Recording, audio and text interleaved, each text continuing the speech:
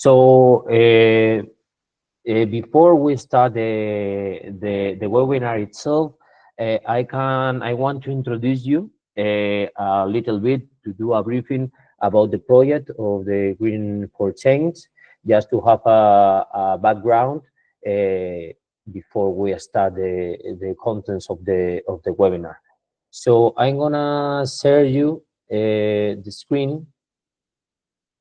Just a minute. Okay. So are you seeing my screen? Yes. So the name of the project is GreenXChange, is the acronym of the project, but the aim of the project is changing good practices of youth entrepreneurship to promote the green transition of Europe in rural areas. Not in all Europe, mostly in the south of Europe, in Portugal, Spain, and Italy, in Sicily. So the main objective of the project is to promote youth entrepreneurship as a tool to promote sustainable rural development through European cooperation and leveraging on digital tools. To achieve the main objective of the project, we foreseen three specific objectives.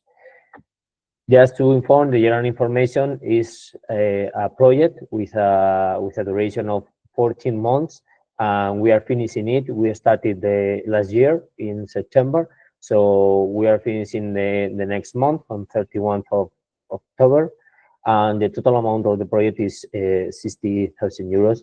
But the main objectives of the specific objectives of this project is to understand the barriers for youth rural entrepreneurship and other European solutions. The second one is to promote cross-national cooperation between rural young Europe in Europe, young people in Europe to find common solutions to meet environmental challenges, most in, as I said, in Italy, Spain, and Portugal. And the third one is to leverage on digital tools to enhance the support that your workers can provide to young people in rural areas to develop green businesses. So the target group is, as the normal target group of Erasmus Plus projects, is young people aged 18 to 30 from rural and peri-urban areas in Southern Europe. Okay, so the project will focus on needs young people with significant economic, social, and geographical obstacles due to deficient communications, because we are talking about rural areas. Okay, that's just the geographical obstacle and barrier they have. The second one, target group, is the small entrepreneurship in rural areas and medium entrepreneurship in rural areas, specifically in the southern, sparsely populated areas of Europe. Are the populated areas in the south of Europe. We are talking from Cuenca is a good example of the populated area in Europe. So the third one in the target group is youth workers in the participant organization. The participating organization are formed for a group of young people with more than 50 workers under 30 years who will participate in the project. Okay. Okay, and I'm going to introduce you the organization. I'm Eduardo. I'm from Ojos de la Tierra, because we changed the name during this year. And we are the leader of the activity 2. We are going to introduce you right now. In the other hand, we have Rocco, DFS. They are in Madrid, and Elena and Marta are with us. So we will be with you today. ACN, they are from Portugal. They are the leaders of disseminations and monitoring and evaluation of the project. Santiago is with us, and Amuni, they are from Sicily, from Marsala, and Anna will be with us today, and they are the leader of the activity 1.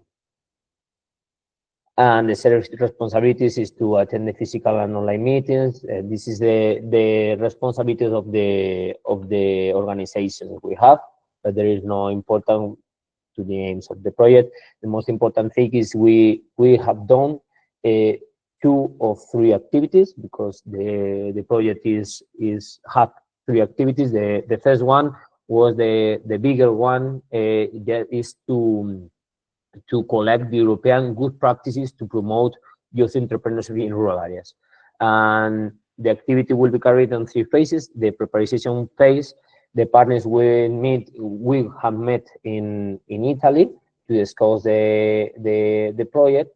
But the most important thing, the implementation phase. Each partner investigated the barriers of the entrepreneurship in rural areas, the green entrepreneurship in rural areas, identifying the main obstacles or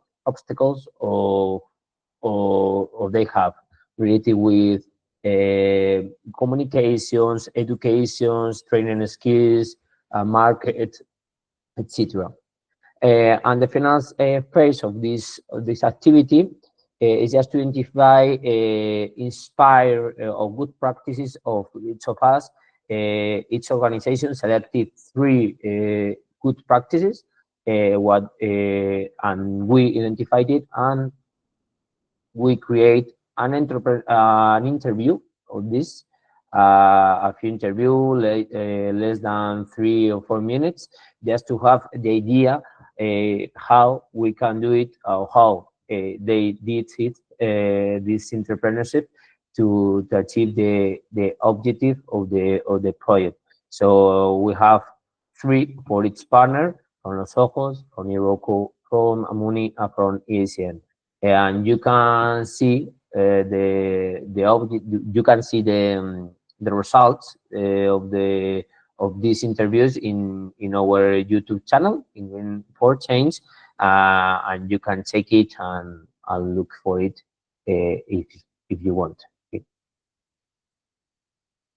So the second one, is the results, is the collection of 12 short videos, maximum 5 minutes for each, about youth entrepreneurship in rural areas. Each video will take a challenge for young people to develop their own business and provide examples and tips for young entrepreneurs who overcome the challenge. Yes, we identify the barriers, and we ask for these guys how they overcome the barriers we identified. So I think it's interesting to have this in mind, just to start entrepreneurship in these rural areas. And the videos will also describe the environmental impact of the companies, especially focusing on the rural challenge identified. Okay, so this is the main result we identify, and an action research we did based in the barriers we identified. The second activity was the European Youth Shadowing experience for young people in rural areas. Is to they are the mobilities we did. So we create some kind of mobilities, from Spanish people going to Italy, Italian people going to Portugal, Portuguese people going to Spain. And the idea is, once we have identified the obstacles, the barriers we have, and once we identified good practices, okay, the inspired projects, we can do it.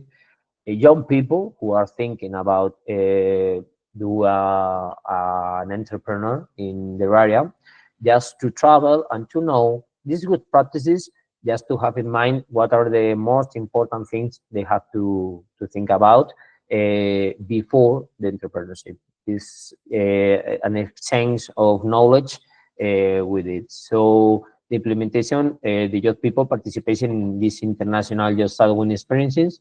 And as I said, Italian visited Portugal, Portuguese Spain, and Spanish will visit Italy. Okay, so we did in the first part of this year during the spring, and it was so great, the results that people had, and we had to about how they can exchange their practices, the knowledge, and how useful it could be for entrepreneur people. Not this one, sorry. And the last one is is the webinar, is the European Green Transition through Youth Entrepreneurship, a course for youth workers that we are doing today. The leading organization is Iroko, and is to put all this knowledge we collect during this year for another people. So partners will promote this seminar promoting a green transition in rural areas through youth entrepreneurship that is the webinar we are doing today, Green Rural Futures. Okay, is the name we create. It's an online seminar for 2 days, today and tomorrow, and during the morning. So the idea is the participants at the end will evaluate the seminar and receive certificates of participations. And the result of this activity is this online seminar for youth workers and educators about youth entrepreneurship in rural areas and its potential to contribute to the green transition of Europe. So this is the main green chart, the timetable of the project that we are finishing. And thank you just to hear me. And before we start with the other part, well, we can start the webinar. I'm gonna tell you about the program of these days, of today and tomorrow, and after that, I let you with Amuni, with the challenges of youth entrepreneurship in rural areas. So today, first of all, at 10, that we are doing now, is the presentation of the project that I did.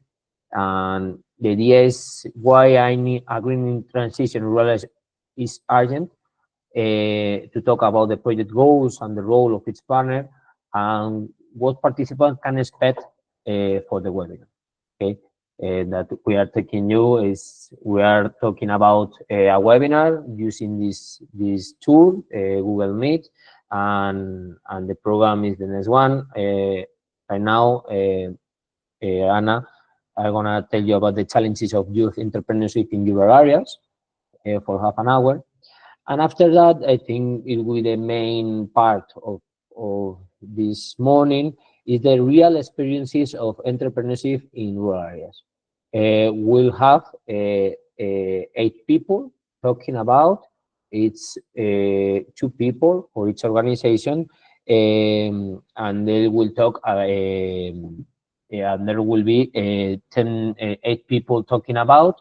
I'm gonna tell you just 1 minute just to have it. But we'll have Manuel Caracena and Jorge, I am Franco Todaro, and Jorge Anelin, and Itziar Martinez and Marta Amo, and Sahar Nas, and Marta Serena will be the last one.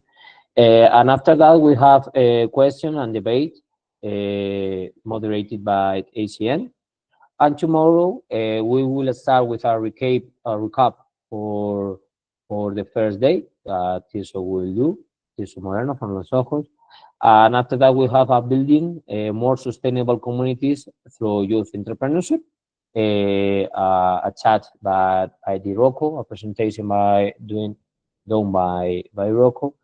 And after that, how to finance my project, doing by ACN.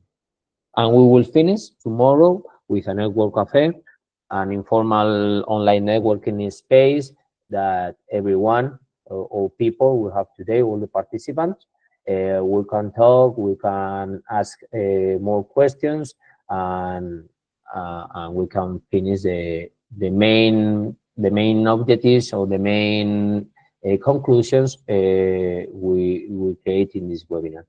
So before we start with the next part of the project, I don't know if anyone have any question or any doubt we can solve right now. If you have, you can write anytime in the chat, just to be informed of this doubt or the question you have. and will be aware of that, and will try to answer you as soon as possible. So I don't know if any of you want to add anything. So if not, Anna, you can start with the challenges of youth entrepreneurship in rural areas. Okay, thank you so much.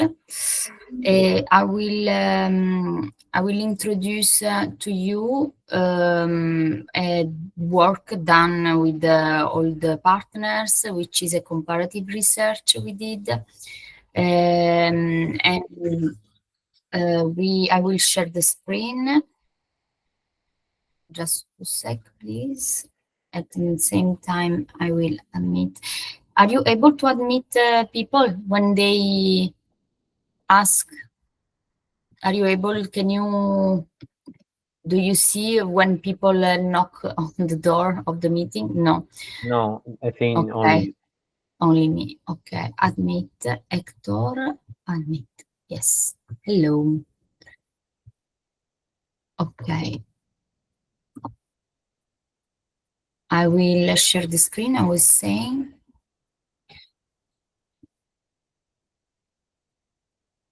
Okay. So as I was saying, we have done together with the partners in the framework of this Green for Change project, we carried out a comparative action research. So I've seen someone else is trying to enter. So exchanging good practices of youth entrepreneurship to promote the green transition of Europe in rural areas. So this is the document that you will find also on the partners websites. So here you can see table of contents. So just to give you the structure of the document, we first started with the general context and project objectives, of course, regional and national context in comparison, action research methodology, common barriers and territorial comparison, final reflection and recommendations. So general context and project objectives, Los Ojos have already explained what the Green for Change aims to. For those who have just joined the meeting, we just want to, through this project, to promote youth entrepreneurship in rural areas of these countries in the south of Europe, such as Portugal, Spain, and Italy. So first thing we did was a comparison in terms of regions. So they are very similar among them. We have Marsala in the northwest of Sicily, and green employment opportunities are very limited, but slowly they are growing, especially in terms of sustainable tourism, because there is we are on one of the 3 caps of Sicily, so there is a lot of sport like sailing and kite, and so this is green tourism that it is going to develop in the next, well, it's already developed a little bit, and it will be always bigger and bigger. Then we have province of Cuenca. The economy depends mainly on the agriculture sectors, and also there youth unemployment is high, unlike with the Castilla-La Mancha regional data. Then we have in the other part of Spain, rural areas of the community of Madrid. So of course, Madrid is a center, a metropolitan area, but there are also rural regions such as Sierra Norte and Sierra Oeste. And they do suffer from isolation, depopulation, and different issues that impact many rural areas in Europe. Then we have Portugal, Lisbon, metropolitan area, peri-urban rural zones. So in this area, like in the rural areas of community of Madrid, we can see that there is Lisbon's metropolitan area, but there is still a strong a strong area with the lack of services, and we can see that there are specific challenges like high living costs, lack of decentralized service, and mobility issues. Okay, so of course you will have more details if you go through it. Action research methodology. So there are 4 processes for this action research methodology. So the first step was to create a questionnaire. So all the partners put together a questionnaire to have a first collection of quantitative data. So through a Google form, we wanted to gather perception, obstacles, experience, and area of interest among young people in each partner country. The second step was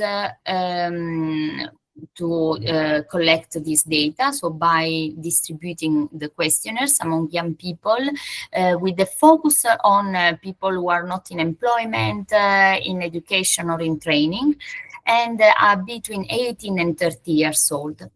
The third step was a national focus groups. So we invited, I think, between 8 and 10 young people to gather and to share perceptions based on the data from the questionnaires. So we were going through the results of the questionnaires and trying to collect also some qualitative data to their own experience. And then the fourth step was transnational synthesis of these results. So we tried to compare focus group summaries and of course, the questionnaires results, and we identified the 6 common barriers that we can find across all the countries we are talking about. So Spain, Italy, and Portugal. So these common barriers and territorial comparison. So we can see the first barrier is geographical position. So isolation, mobility issues, and limited access to services.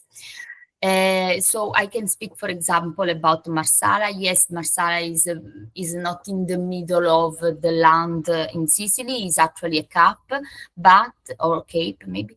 But we can see we can state it's the last seat in all Italy. Even concerts, even singers and artists, they never come until Marsala. We need to move to get inspiration, to meet other people, and so on. So. And I think I think we have demonstrated that this is a common issue also for rural areas, such as province of Cuenca and what we have in all peri-urban zones of Madrid and Lisbon. So then we have social and personal barriers. So low self-esteem, family pressures, lack of role models. So lack of role models, it's very important because when we don't see someone else, it's the same power of representation. If you see a young person who take the lead, has set up an enterprise which is successful and so on, you can represent yourself. You can see that it is possible for you as well. But if you don't see that, you don't see a potential you in any person around you, you think, well, no one did it, why should I do it as well? So lack of role models is very important. Then we have access to financial resources, so difficulty accessing funds, credit, and microfinance. Then we have market access, so weak local market and challenges entering national and international markets. Technical and digital skills, so gaps in specific knowledge and technology use. And these technical and digital skills, it's not only related to those young people or those potential entrepreneurs, but it has an impact also on the administration. And so this leads us to the following point: bureaucracy and public policy.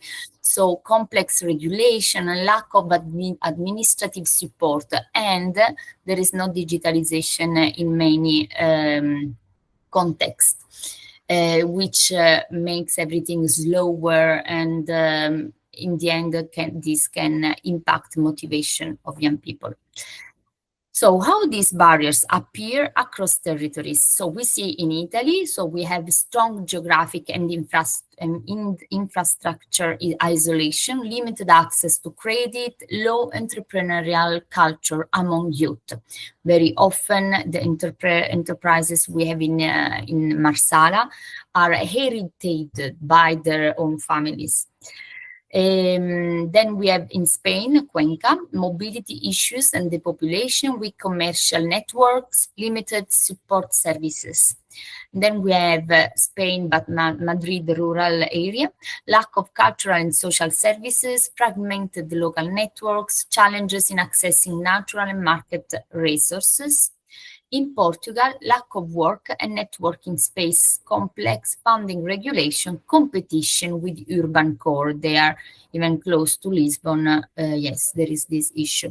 So we identified after these, so we first identified these barriers, and we see that these barriers are common, but there are specificities in each of the areas studied. And we think that we have, let's say, we came out with some reflections that we would like maybe policymakers take this into account. So we have seen that there is fragile infrastructure and physical digital connectivity, disconnection between youth and entrepreneurship support networks, difficulty in accessing funding and markets, lack of targeted training paths, especially in innovation and digital skills, sense of isolation and cultural disconnection in rural areas. So this is the impact that our barriers have also. And we have identified some recommendations that can help to overcome these barriers. So the first thing we identified is to develop integrated territorial policies to reduce geographic isolation by improving transport, digital connectivity, and public services in rural areas. So we see that this is a key point from many points of view for enterprise, for a social connection, because development can only come with this when it is an holistic development. We cannot think of isolating people and then imagine they can become entrepreneurs. Then to strengthen technical and digital training paths, especially in entrepreneurship and green economy. Also because, again, if we don't have role models around us, we need to give other learning opportunities, simplify access to funding procedures through one-stop shops, for example, digital tools and personalized support for young entrepreneurs, foster the creation of physical and virtual networking spaces between youth, local business institutions, and incubators, promote local success stories and role models, highlighting young people who have launched sustainable ventures, and finally, encourage transnational partnerships for the exchange of best practice and the development of European networks of rural youth entrepreneurs. With this project, with the GreenXChange, we have tried to address some of the barriers and to follow these recommendations. That's why we have decided videos to promote success stories and role models. We have planned for this 2-day event a network cafe to make people to give them the opportunity to network, to meet, to learn from each other. And we think that it is important also to give the opportunity to know about the Erasmus Plus program and all the funding opportunities of European programs. Okay, I think, yes, this can help a more favorable environment for youth engagement and entrepreneurship. And these are the logos of the organizations who have participated in the project. I come back here, I stop sharing the screen. I don't know if you have any questions about the comparative research. Please do not hesitate. I'm sure that all the partners will be happy to reply together with me. Otherwise, I will give the floor to Los Ojos. Okay.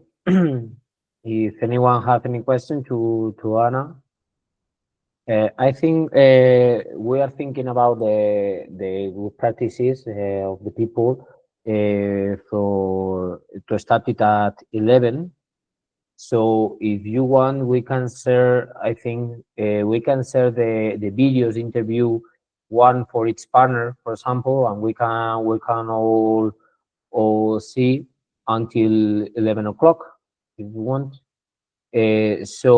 I don't know if when I share my screen, you can hear the sound. We are gonna try.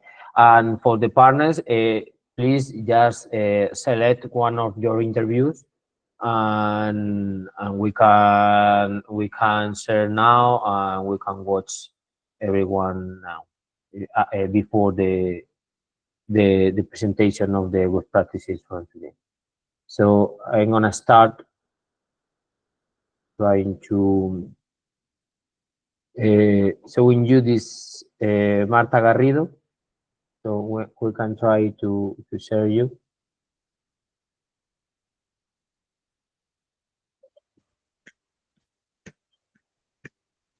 You can hear the sound of the video?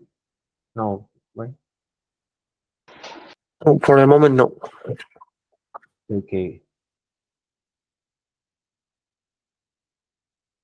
So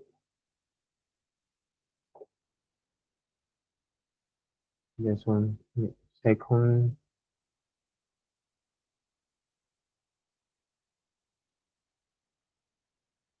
I don't know if you know how to change this. Yeah, okay. Just one second.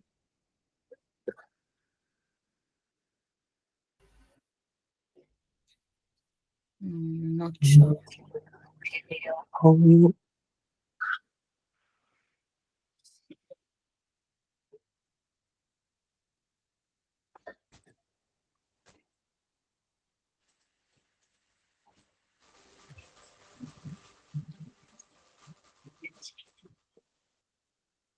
Moguna en septiembre del 2022 Now?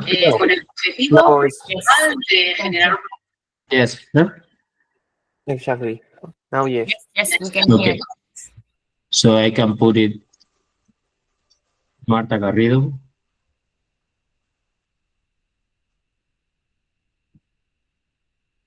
Moguna en septiembre del 2022 con el objetivo principal de generar oportunidades de trabajo para personas con discapacidad intelectual y también promover el uso de madera certificada local como vía para proteger a nuestros bosques. Esos son los objetivos y cómo lo hacemos es fabricando mobiliario y artículos.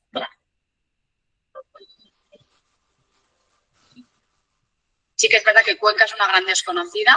Yo venía de Barcelona y mi entorno me preguntaba, pero Cuenca ¿dónde queda, no? Cuando me vine hacia aquí. Y a la vez, pese a eso, Cuenca está súper bien ubicada. Es decir, una zona rodeada de naturaleza, pero a 1 hora y media de Valencia, a 1 hora y media de Madrid, con lo cual para mí es el entorno ideal para trabajar.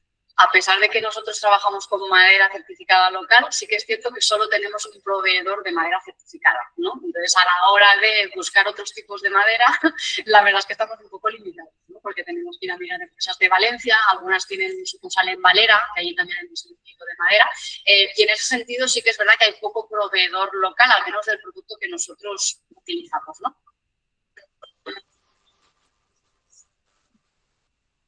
yo que venía de Barcelona con una gran variedad de posibilidades, luego te das cuenta que tampoco vas al teatro cada semana ni cada fin de semana, ¿no? Entonces, para mí, Cuenca tiene una oferta muy amplia para lo pequeñita que es.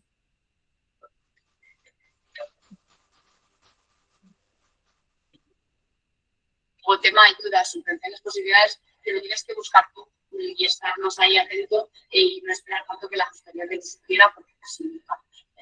Yo la verdad es que en las ayudas me considero bastante conservadora en el sentido de que he pedido solo aquellas que veía muy claras y que estaban adaptadas al momento en el que estábamos en el mundo.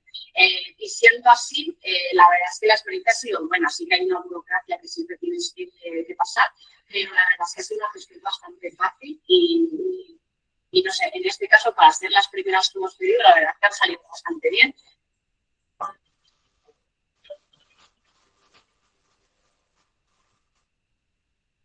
Partes de nuestros clientes están en Madrid más que en Cuenca, ¿no? El por qué, pues no lo sé, todavía no me he puesto a analizarlo, pero sí que es verdad que quizá por el perfil al menos de producto o servicio que nosotros ofrecemos, cliente gran empresa de Madrid, donde quizás está más candente el tema de la sostenibilidad, que no tanto, que parece mentira, ¿no? Pero estamos en Cuenca y parece que es un poco un ecosistema, ¿no? Pues ha habido como más sintonía con los propósitos sociales y ambientales y bastantes proyectos han salido de todo.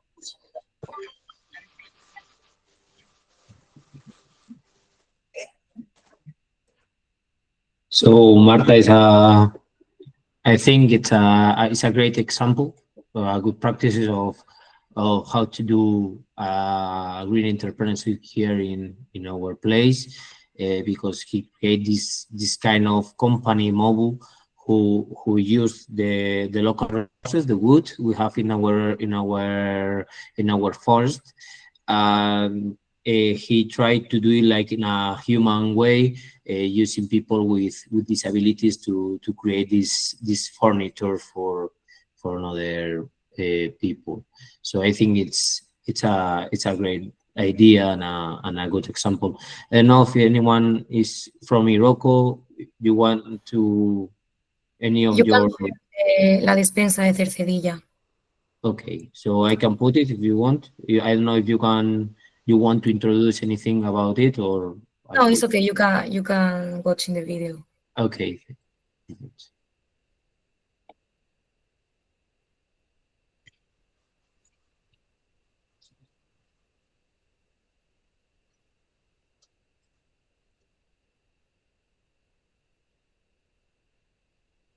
La despensa de Cercedilla es una tienda de productos a granel, de cercanía, de calidad y algunos de ellos ecológicos.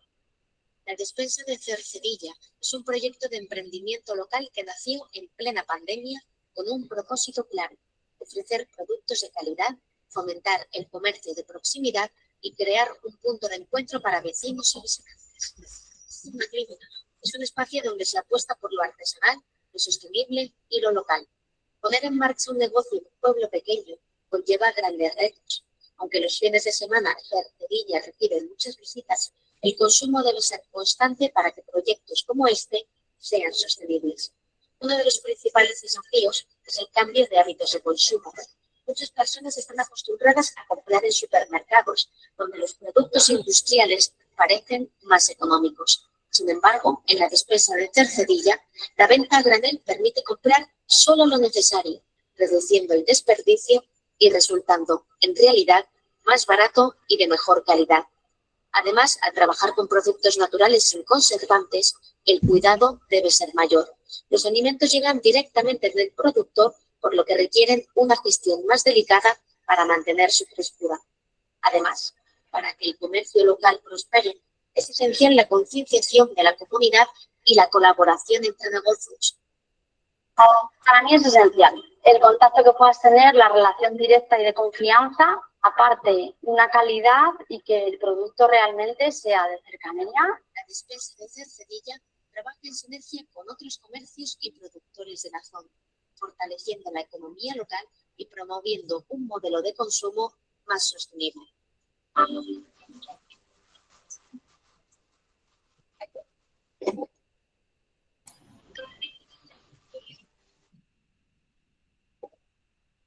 So, well, this is another good example, for rural entrepreneurship, respecting the environment, well, green rural entrepreneurships. Yeah, I think so. It's a great example of a project in Cercedilla in the mountains of Madrid, the rural area. So from Amuni, I don't know if you want to put any of the interviewees, one of them. Yes, please. If you have already the page, maybe can you find I think of Orto in Festa, or yeah, Gianfranco and Nino. You see?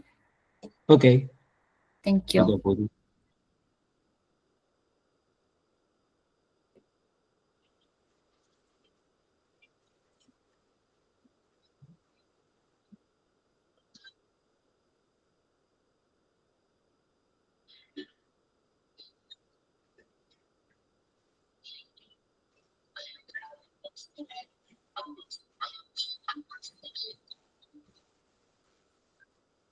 Climatica è una zona che si presta molto a questi stili di agricoltura, diciamo, più naturale. Mentre come limite c'è una certa difficoltà da noi a fare rete, magari in altre zone sarebbe stato facile partecipare a progetti di scambio.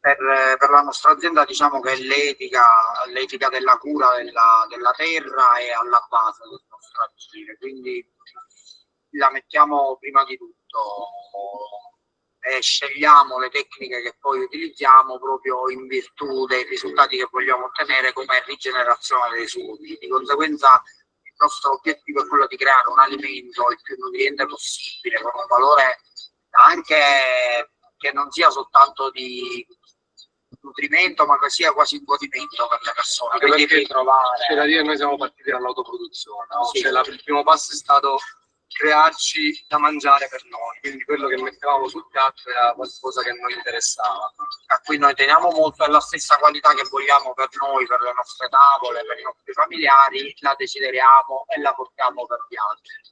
Quindi la pratica di rigenerazione prevede di sfruttare la terra, di prendere quello che a noi serve, quello che produciamo, ma restituendo sempre.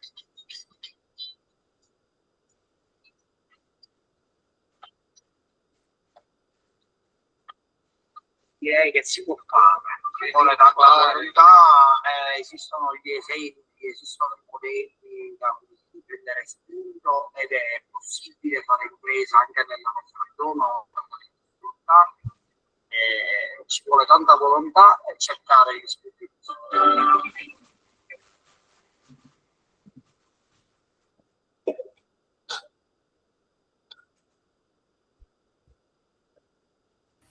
Thank you. And finally, I don't know if from ACN you have any preferences for one or another. No, any of them is very fine. Maybe David Alves, which will be our first. David Alves. Yes. One thing is actually no. You could put Vera, because then her Vera. Yes, a little bit shorter. But then okay. I'll just one advice for the listeners that cannot understand Portuguese, so probably a third of the participants. You have to put on your translating on the Google Meet, so that it allows subtitling from Portuguese to English or your native language. So to do that, you have to click on the three dots, more options, then go to the settings, and on the settings you will find the options subtitles, and then you can choose your language and if you want the subtitles on or not. But then, of course, you must have it for the translation to work. So, okay, so you can then. Thank you. Okay, perfect. Yes, I forgot to give an advice of that. That you have the translator if any one of you need in some cases. So we can finish this part listening Vera Ferreira of Quinta da Monta.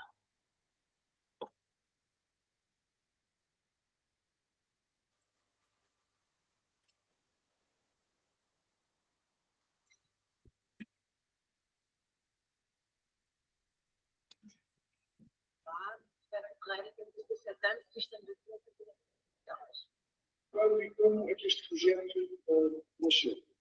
Este projeto nasceu no fim da década de 80, no qual começámos a plantar as nossas vinhas, e a caixa da nossa região, aí foi a partir dessa data, que dizemos.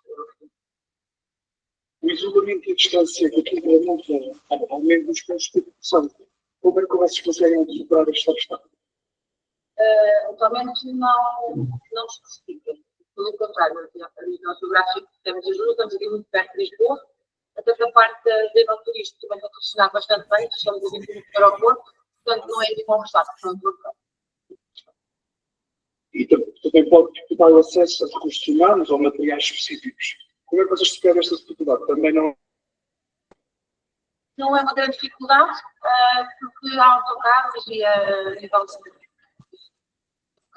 muito fácil. Para além da localização, acredita que a cultura local tem um papel determinante nas nossas escolhas empreendedoras?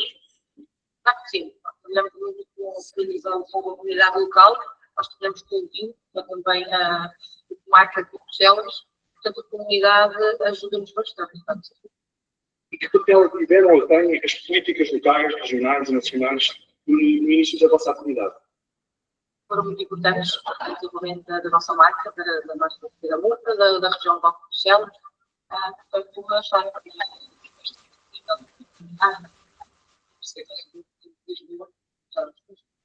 Vocês receberam algum apoio de agências no acesso a candidaturas, ou projetos, ou financiamento?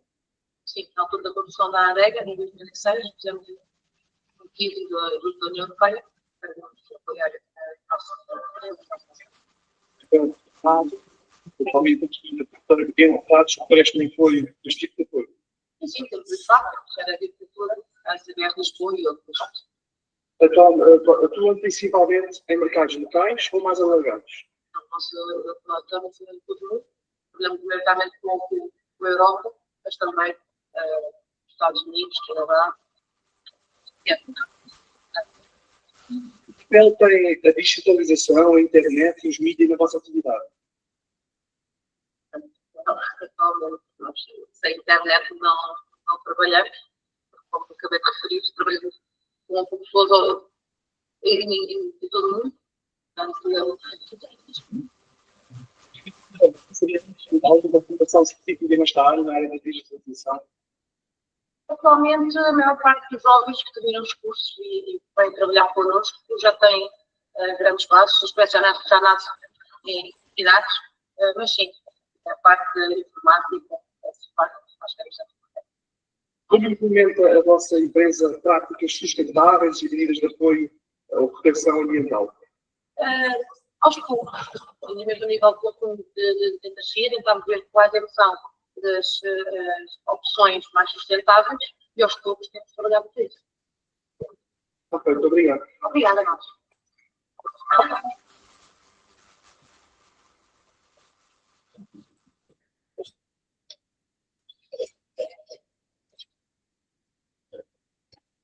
Okay, so we have finished this part, so we can start with the real with the real experiences we try today. So first of all, I don't know if anyone is in the room, Anna, to enter in the meeting. No. So Manuel is already here, Manuel Caracena. So okay, I can see here now. So first of all, I'm gonna introduce you. The first of the real experiences is He's Manuel Caracena and Jorge Alonso. They are founders of Modus Habitare. Modus Habitare is a prefabricated modular construction company. Thus enhances the good of Cuenca, and it's organized through climatic, healthy, and sustainable designs. They design and manufacture architecture of the highest quality, energy efficiency, modular homes and cabins built with the precision of industrialization combined with the quality of craftsmanship. So, Manuel, I don't know if you are ready. Hi, everyone. Good morning. Hi. You can. Hi. I don't know. Thanks for being with us. So you can start. I think you can share the screen too, just to do the presentation. And thank you for being with us. Okay, thank you, Eduardo. I'm going to share some. Let's try. Tell me if you see it, please. Yeah. Okay. So, as Eduardo was saying, I'm Manuel Caracena, and with my partner Jorge Alonso, we started this company, Modus Habitare. We use design and knowledge to enhance the value of Cuenca's wood. This is a revalue of the wood that it's cutting in our woods.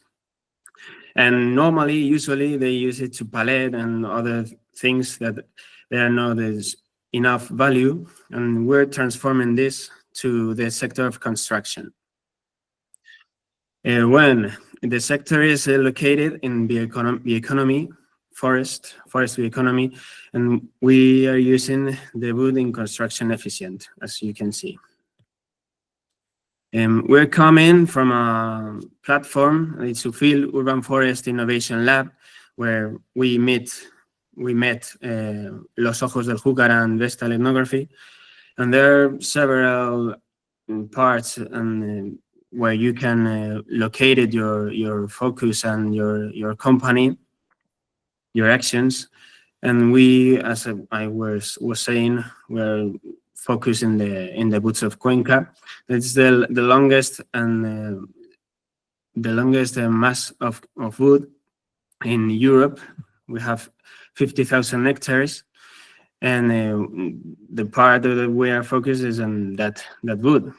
The public factory of Cuenca, where you can see in the photographs, we take this wood and we transform it in our buildings. The area where we are located is here in Cuenca, Castilla-La Mancha, and we can see the most zone of in black. And we can find there Pino laricio, Pinus nigra, and Pinus sylvestris. They are the strongest in Europe, as you can see in table C.1 of a code of Spain, but also in the Euro code, it has a C30 that has a strongest conifera wood.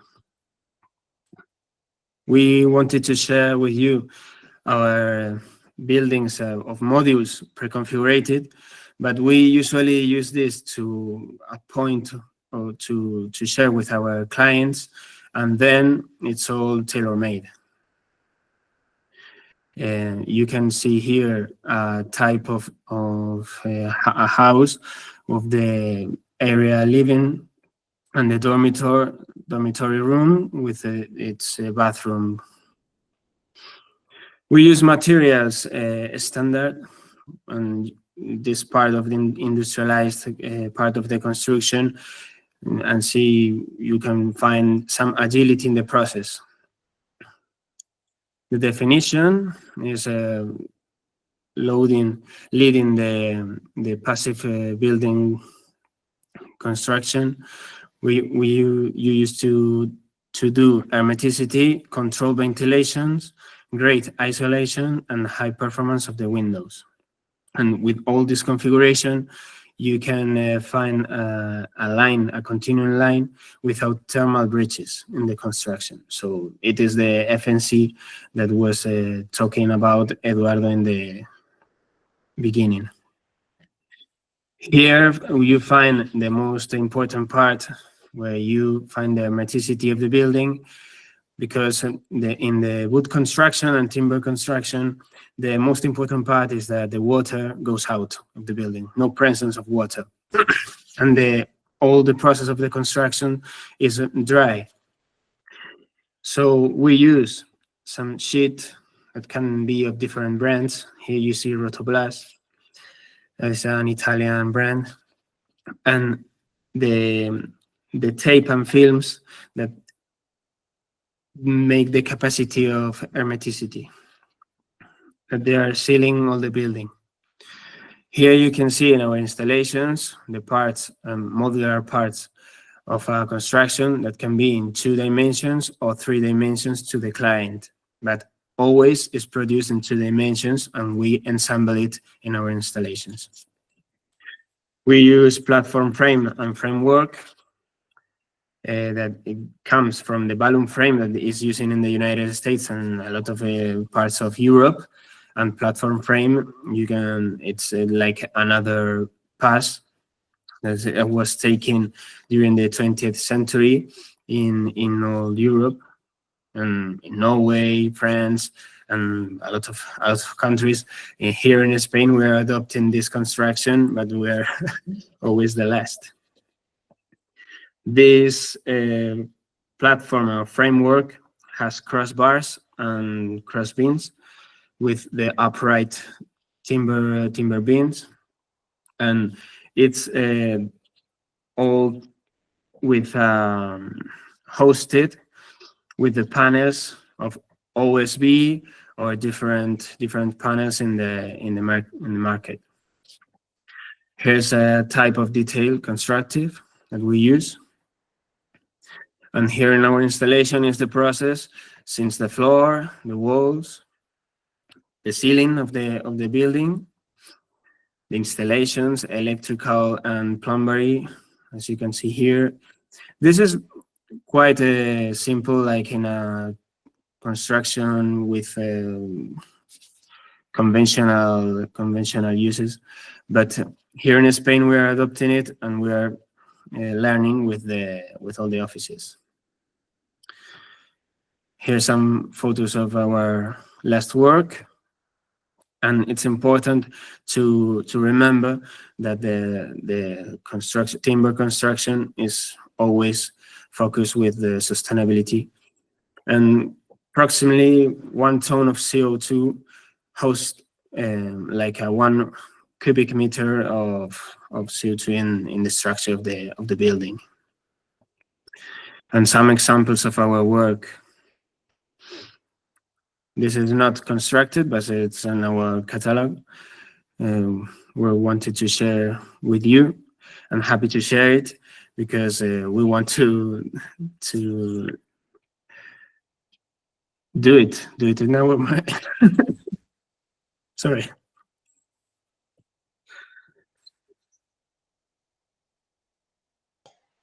And thank you. Thank you, because I have no words to share it. Okay, if you cannot, there is no problem. Manuel, thank you so much for this time and to present your project. I think it's a good example because we, as Manuel said, have here in our place a lot of woods, a lot of forest, but because of the system, I don't know how to say, they are not used. So they create an idea and a new innovate to put it in value and to be used by the people. I don't know if anyone have a quick question. You can raise your hand and put it in the chat of the webinar, and if not, Please, Anna, we can start with the next real experiences with Gianfranco Tudaro and Anna from Amuni. I don't know if you want to introduce a little bit. Great. Yes, I'm very happy to introduce Gianfranco Todaro, who is, I can say, not only an entrepreneur. I think how it is here in with all these barriers is a dreamer. I think any entrepreneur needs first to be a dreamer, and I think. I'm also a client, a customer of his network, because he brings to our tables a very healthy and, how can I say, cared fruits and vegetables. But said like that, it doesn't say a lot. I hope with the video you could see a little bit of the freedom you can breathe in his environment. Is a beautiful outdoor office. I give the floor to Gianfranco Todaro. Thanks. I think you were Gianfranco, sei qui, vero? Ti avevo visto. Sì. Ok. Good morning to everyone, and I'm going to present my screen.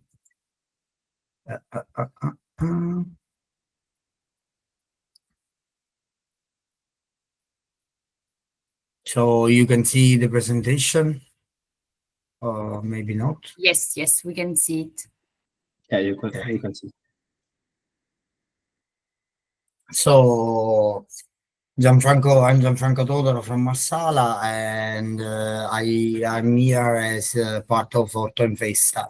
We are one of the few permacultural projects who works in our district, and we are very proud of it, and we really care for what we do, for what we produce, and we are happy to be able to share with everyone in this international environment. So thanks to everyone.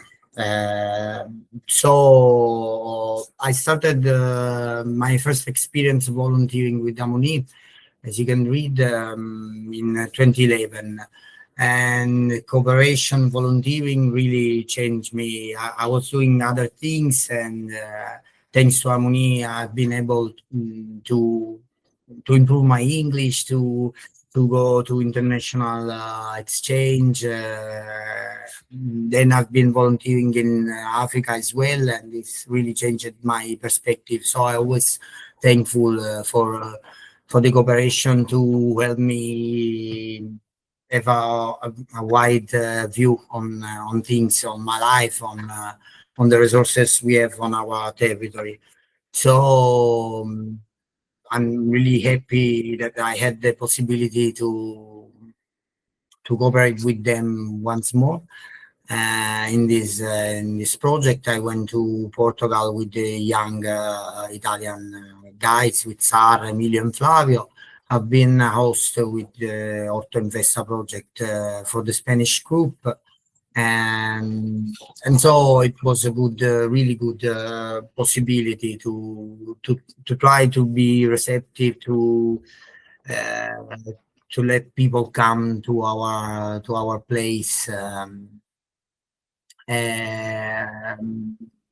I've been farming since 2012, but in a conventional way, so in many aspects in a conventional way. So I started little by little thinking about what I was doing, and that was strange because I would create so many problems with my labor of the field and so on. So little by little, with the help of some friend, of some partner, we thought we could make it in a different way, in a permacultural way. So we started regenerating the field, and now it's been almost 4 years that not any truck can enter the field. We're doing everything by hands. So we put the accent on the regeneration of the soil. And from the view of Masanobu Fukuoka, we could approach permaculture and its ethic, and we felt really similar to this point of view. And so that's what I wanted to talk about, because I think it's something that could help to have a frame of reference. It's something that could help everyone to do entrepreneurship in a different way, in a caring way for ourselves, for the people who could buy have our products, and for the earth as well. So that's why I start with the ethic of permaculture. As you can read, the earth care is it's why we regenerate the soil. It's why we think of all the animal, the insect, the worm living in the soil as really really important part of what we do. So it's not just about producing, but it's about how you do your things. So you can reach the best quality you can. And from healthcare, we pass on people care, because there's no regeneration, there's no real regeneration of the soil if you won't regenerate your community. And that's what about the difficulties we were talking in our places. In fact, without a strong community bond, you will feel alone, isolated. You will feel there's no hope. But bringing people together, giving value to people, to what they like, what they love, their talent. In fact, make people at ease. So it's not just about working, but it's about sharing your time with the people you work with. And so we came to the third ethic. That's fair share, the future care. In fact, so of course we gotta produce, we gotta live on it, we gotta earn some money to live with dignity. But we gotta know that we can take to a certain point. So the future care say that you cannot take what wouldn't be of the others in the future time. You cannot take and implement the limited resources of the planet. So in practice, the permaculture is a design tool, is a design and thinking tool. It works on human system, implemented with nature, so that you won't produce almost no waste, low carbon, and high productivity as well, because it focuses on create beneficial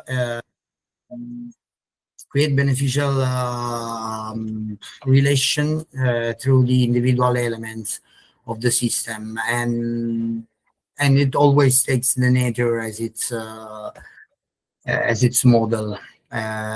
So even looking at problem that you commonly have working in agriculture, as pest, as sickness of the plant, you will see them as in a holistic way, in fact.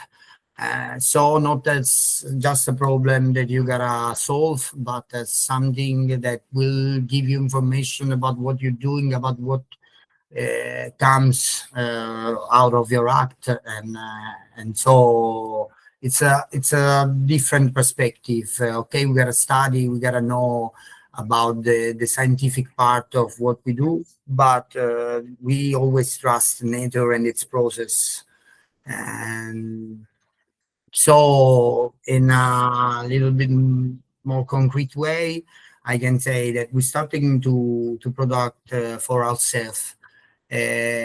So nature is always generous, and we thought about sharing our product with people who would come to work with us for 1.5 day a week. And now, as you can read, there are 3 others gardeners who produce their vegetables, their fruit, who has animal as well, like chickens, in a permacultural way. And that's something we are really proud, because spreading those techniques, spreading this kind of respect for the earth and people is one of our main objectives. So little by little, we started like selling to people, not following the common market rules. So giving our product to intermediaries and so on. We want to have direct relationship with people. We want them to understand why, what is the goal of our doing. And so we like to be a real educational farm and lost child. Yeah, and that's kind of dream to have a school as well. Right now we are just producing and selling our vegetable, and from time to time people come to visit, and that's it. But we're very thankful for the possibility to be part of it, because as I already told you, the point is making new community bonds, to feel apt to create what you feel would be good for you and for the other people around you.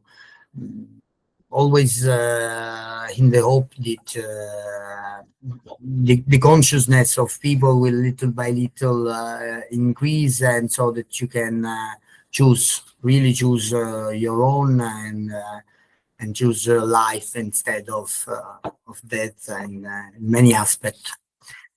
And that's what I wanted to tell you, and thank you for your time.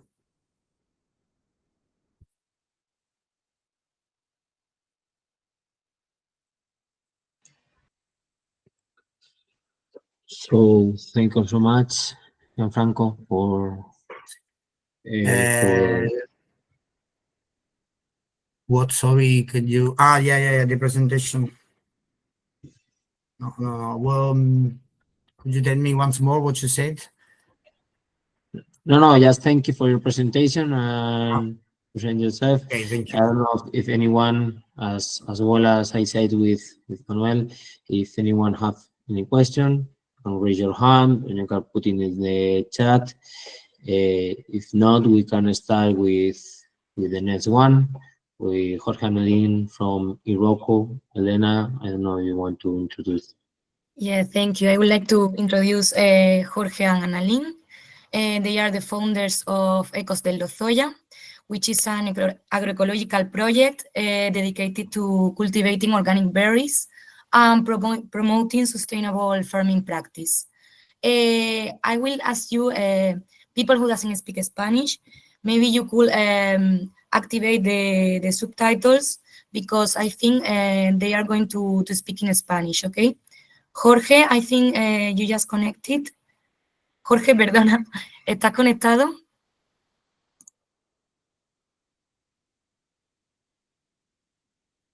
Sí, ¿me oís? Sí, perfecto, te oímos y te vemos. Okay. I will try to talk in English, of course, for everyone. So I am Jorge, and I am Annalyn. So thank you for having us here. We are a couple who we created in North Spain, not Madrid, sorry, in the mountain from Madrid, a little project, certifies in bio. We have a bio label, organic certifies, and we cultivate in 2 hectares, like you say, Elena, berries and vegetable garden. So I don't know, you saw our video first or not, Elena? They saw that, or? I can share it if you want. Maybe it's easier, and then we can talk later. Thank you. Okay, let me a minute, please.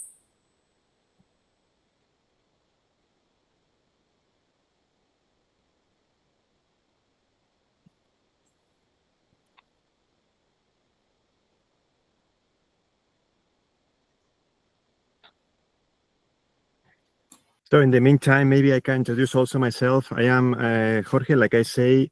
I am a social worker and an anthropologist, and I make a master in organic agriculture in Belgium for 2 years. And my background is totally different, actually.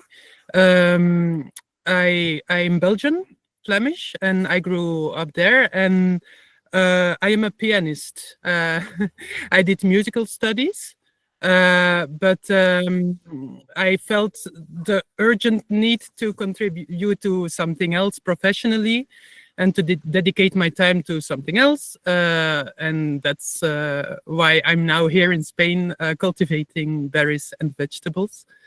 Maybe how we met each other is also interesting. We met each other through Woofing, a platform of organic agriculture work in organic farm, voluntary work in organic farms throughout Europe.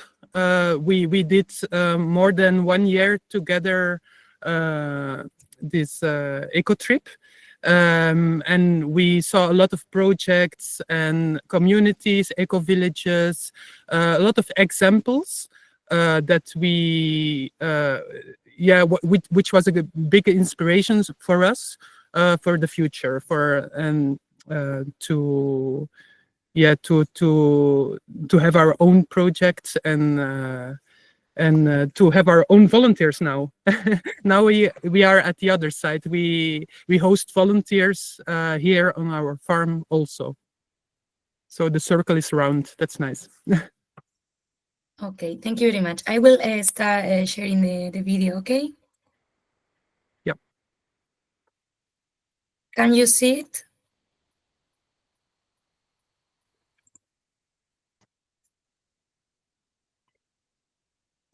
Sí, pero no se escucha. Okay, wait. Sí.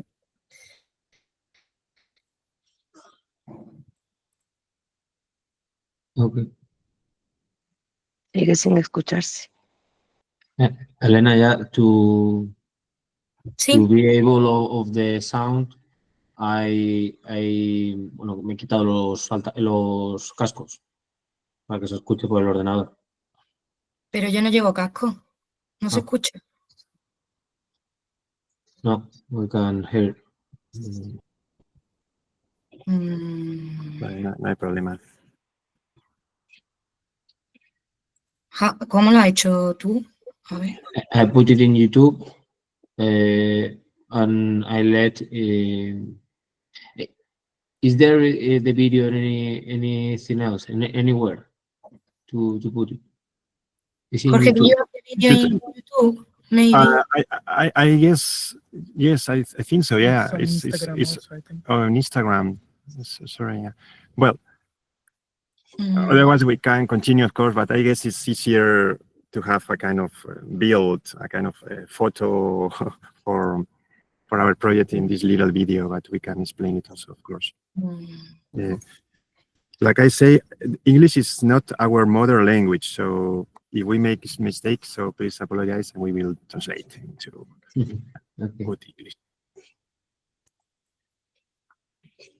I will try to share the video, but in the meanwhile, maybe you can start speaking. Yes. Okay, good. So I will. Elena gave us a little questionnaire from a little different questions. We will try to answer this, but maybe it's easier if you have a question, you can interrupt me in any moment, or at the end, of course, we can also, because I guess it's easier if you ask us with response. So, well, anyway. So, like I say, like we met each other in an eco trip a long time ago. We are now more than 40, and we've had 2 children. We will also talk about that because we are a family now. This is a very important thing, and we created this we are busy with this project for 4 years more or less. And like I say, we had a dream to have our own place and to cultivate food in a healthy way. So to start a project, we will maybe later talk about that more deeply. But in this field, you don't have to be the best, in my opinion. You have to be different. So and what we saw here in the area that they doesn't exist at that time, it was berry farm. So for the reason we focus in the berries, and where we had a lot of experience in other countries. We saw also picking farms in other countries, and here in the north Sierra from Madrid, this doesn't exist. So for this reason, we thought, okay, maybe a picking farm is interesting to create here. And so it's more connected to what we really want to, is that to collaborate with the food pedagogy, that the people, they can come, we open in the weekend, we open for families, and the children, they can pick it themselves. And so we can, they can see where the food come from. And it's very important. So we are professional organic farmers and also environmental teacher, monitor medioambiental. Okay, so in these two fields we can survive. So we have only this activity. We don't get money anywhere, so it's not so easy.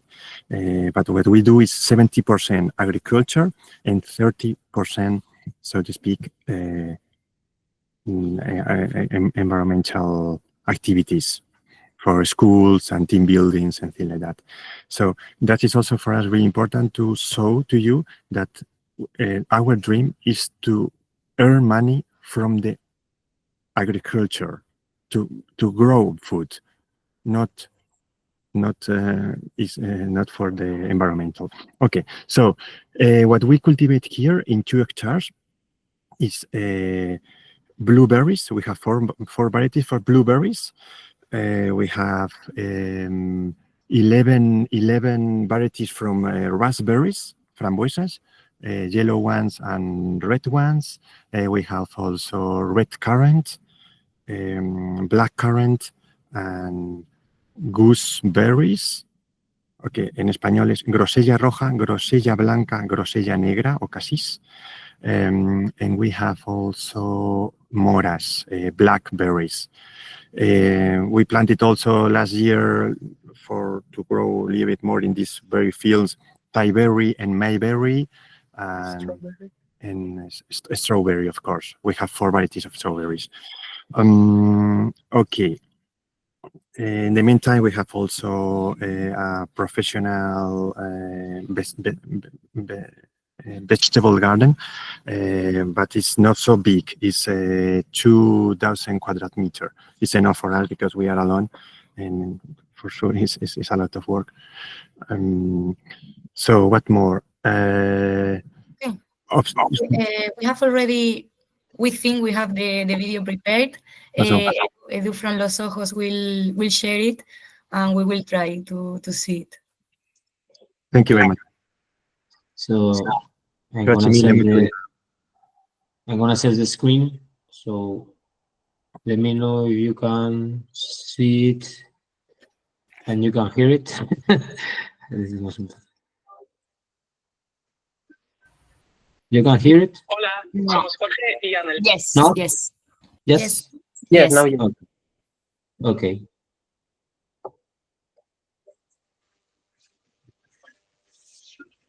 Hola, somos Jorge y Annelien. Juntos formamos el proyecto agroecológico Ojos de Lozoya. Estamos en el municipio de Lozoya, al lado del embalse de Pinilla. Y aquí cultivamos frutos del bosque y huerta, y todo certificado en ecológico.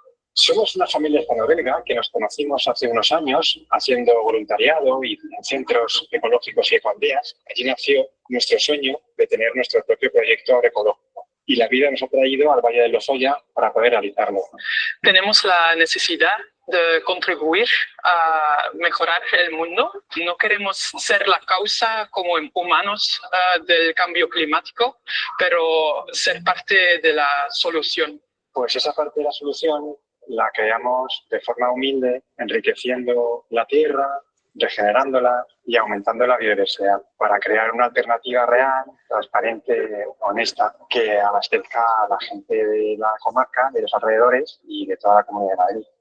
Una parte importante del proyecto es el aspecto social. Contribuimos a la tan necesaria pedagogía alimentaria con acciones reales. La gente puede venir directamente a nuestro proyecto para conocer de dónde viene la comida y para que conozcan las distintas vallas del bosque y los frutos silvestres. Porque comer es un acto agrocultural. Os esperamos con los brazos abiertos.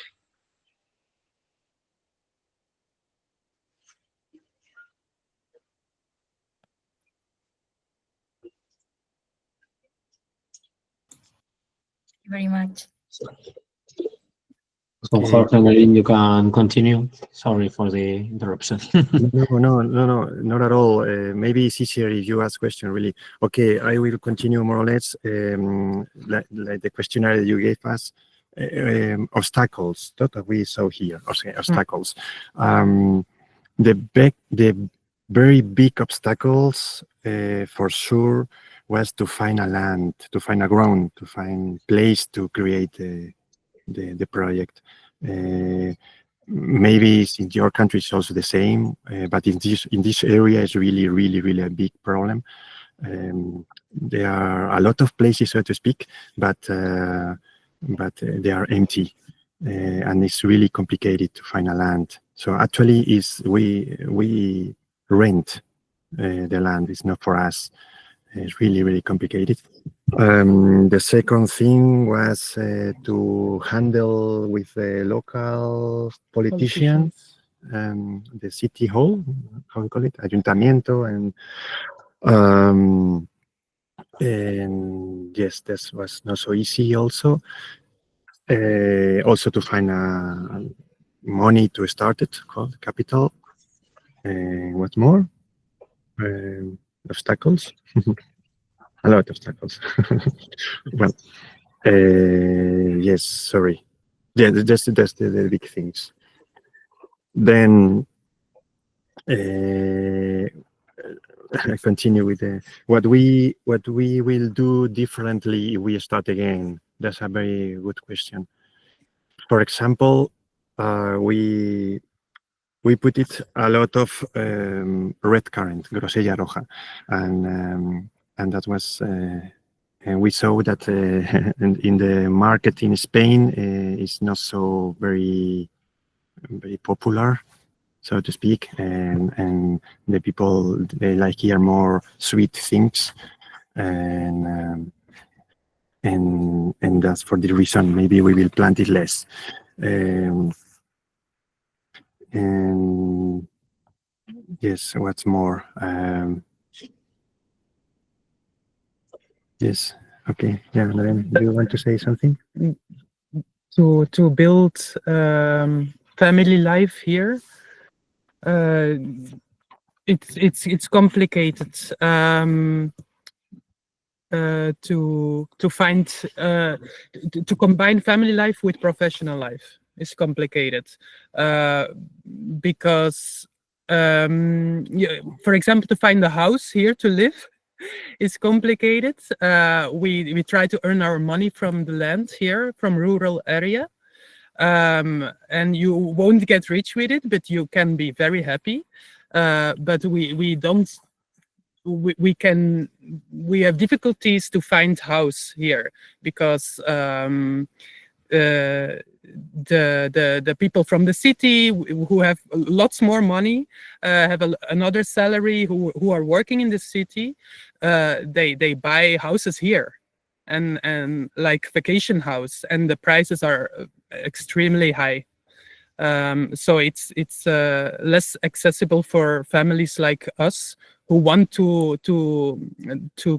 build life here in the area, to have a good life here. That's also an obstacle, I would say. Yes. Okay, and then you don't want to see anyone want to see you. Okay, don't worry. Okay, so yeah, what more? So maybe the best important question is the last one, no? Do you remember, Lena? You told how. Please tell us some little tips or advice for the new people that we want to create it. Yeah, of course. So what I will say is please follow your heart. It's possible. It's possible if you focus and you have the best people close to you, the partner. I found an amazing woman to do that. And then I would say, and that's the last thing, and then we can talk a little together. I would say it's only four things we need to create a project in the real areas, in the agriculture field. One of them is we talk a little bit about that is to find a land. It's really complicated to find a land, but you need a land and ground. You need capital to do that. In our region, you need water because it's not in every place you can find easy water to create what we wanted. It was berries and vegetable garden. And the last thing, the more important, is to have a plan. So you need planning, to have a good plan to put it on the papers. So like I say, we wanted to we see a little a nicho. But we saw it here that berries it doesn't exist, so we want to create a berries farm in. And for the reason we create a planning to realize that. Bueno, sorry for my English. Yeah. Do you want any question? Of course, we don't talk so much about that deeply. If anyone want to do a question or have any doubt, no, you can send us the question after the webinar or this afternoon or just tomorrow. Thank you so much, Jorge and Miguel, for the presentation. It was so great, your project. I wanna visit you. And right now, if anyone wants to add anything, we can introduce you the next experience. Is David Alves from Portugal, from ACN. I don't know if Thiago or anyone from ACN if want to introduce a little bit more this project. Well, you mean the next one that we should be introducing? Yes. Okay, thanks a lot. Yeah, there's a little bit of noise background for me. I don't know why. I think some interference on my internet. That's fine. Thank you. So, we'll be presenting Vera's interview. She wanted to be here, but she couldn't. So for easing and smoothing the path, she did the presentation in English. So with the presentation in English, I think that the people who couldn't have the opportunity to translate for some reason, now we'll have it in English. So I think that's okay. So just a moment, I'll share my screen.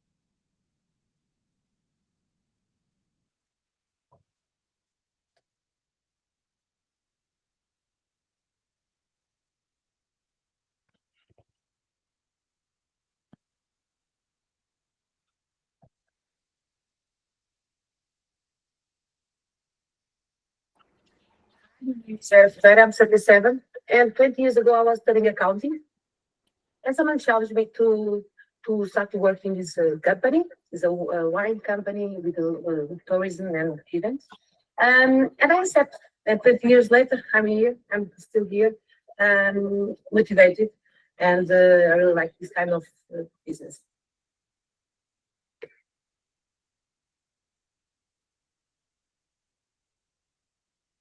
In the 80s, this property was sold, and the new owner decided to plant vineyards because we are in a good white wine region. So they plant Arinto and Touriga Nacional and another grapes, start to produce wine, really quality wine, build a nice house with event to make events and another kind of things, and we are here.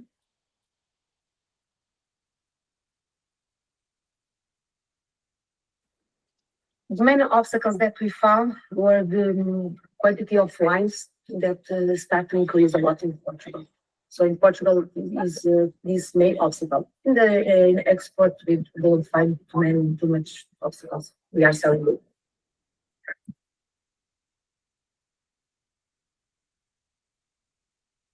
We use a kind of viticulture that care about nature. So we are in produção integrada, means that we care about the nature.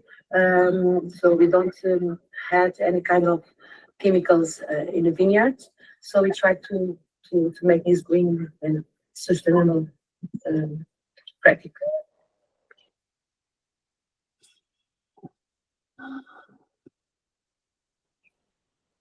It's a good question. I think at first I really try to have some experience in the business and try to see how it works, and try to follow someone that is already in the business, because sometimes there are a lot of young people start to make business and they don't know how to do it, and then find a lot of obstacles, and we hold people like me and another one sometimes to help.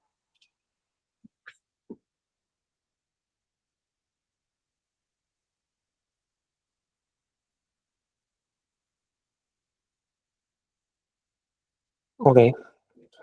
Thank you, Thiago. I think these kind of projects, sharing these kind of projects can help us, all of us, to create, to entrepreneur, create new things, projects, and so on. So thank you. I don't know if Marta is ready. Let's see. Hi, yes, What- I'm ready. Okay. Almost. Okay, I want to present you. Well, Marta and Iciar Martinez and Arta Amo, founders of Fruto de la Mora, is another project. Iciar graduated in restoration and conservation of cultural heritage. She works here in Cuenca, doing colors and mixes and so on to the art, to the conservation, to the restoration, and Marta for that it is here with us. Marta graduated in social work and sign language interpretation, and she's from here in Cuenca also, but nowadays she lives in Alicante, and both of them love doing things, make a lot of things by themselves. And we met because they come with us in a participation in another Erasmus Plus. The objective of that Erasmus Plus was create tools and paint with the surrounding natural rocks, and they are expert, and it was amazing. And nowadays they joined and they founded Amora, and they dedicated to rethinking and consumption habits and promoting sustainable practices. So if you want, you can present the presentation and so on. Thank you very much, Mario. And thank you very much. Thank you. It's weird that you present me while I'm here, but thank you, because I want to say sorry for my English, as every Spanish with a low level. And as I have a little text here to help me, So if someone has any question, you can interrupt me. I can make some clarification or as you prefer. Okay, so our journey began, as Mario says, with an Erasmus Plus in a project promoted by Los Ojos. We came there, people from all Europe, and we learned how to create that watercolor process from the Spanish team. We promote that formation specific. So we learned how to extract color from the stone and prepare it in our workshop for make watercolor. After that, we had profound or deep experience of research and creativity, and all the community and web that we have constructed with that project has inspired us to give birth a new project called Fruto de Amora. With that project, we want to keep exploring, caring, and sharing knowledge and all of that we learn. We have seen that most of projects usually, each one is different. That's logical, but Whoops. I think she. Okay. Now I think it's joining again. Yeah. Sorry, Okay. sorry. Okay. Okay, you can I touched continue. my butt, so okay. Don't worry. Yeah, I think that when we imagine a project, a eco project or something like that, usually we think about something related to food or rural areas and all of that. And we want to make people think about the daily consuming, how they buy things, why they buy things, what they can create for themselves. And with that, we are, by the moment, we are a small project, a baby. We start in April, and now we have been doing small workshops in 2 cities by the moment, but we have more ambition to be in all the cities in Spain, all the rural areas we can. But by the moment, we have been doing soap, shampoo, watercolor. We are been experimenting with cyanotype. We have been trying to think how to care about ourselves better, about our home better, and to know the environment that is in our more approach local town. Okay, so I think it's all we have been doing by the moment, and don't know what more to say. I think that most important is to have curiosity, and we want to make people know that they have the knowledge on by internet, by the local other associations, but people or elders or around, and the curiosity is that transform that we use. And if we don't even read a label and know what that what is inside, we can change how we consume, how we buy things. Sorry for my English again, but that's our mission. And thank you very much for listening to me. Hope. Okay. Okay. Thank you very much. And I think your project is very important to focus that you mix with a lot of different collectives like disability persons or like art or like I don't know tax of the home or very different collectives and can join in your project, and it's very value to what they are you are doing. In the comments, Igor Slavik, we met Igor Slavik in that Erasmus that we mentioned, and I recommend you to go to the website because it's also very interesting project, and you can check it in the comments. It's kind of the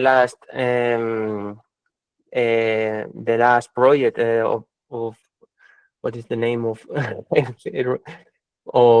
Jorge and Ellen is almost the same, and you can check it, and maybe it could be a synergy between you and could be help you. Thank you very So much.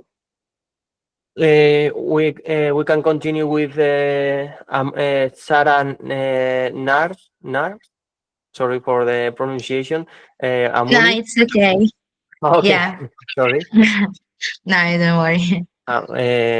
If you want to introduce Amuni or whatever, or if you can start, whatever. Mhm. Yeah, okay, Thank you thank very you. much. So first of all, hi everyone. I'm so happy to be here. It's such a great opportunity for me. My name is Sahar Nasser, and yeah, I come from the project Amuni with the girls. And I'm going to introduce my PowerPoint. If you give me some time, I want to know how to do it.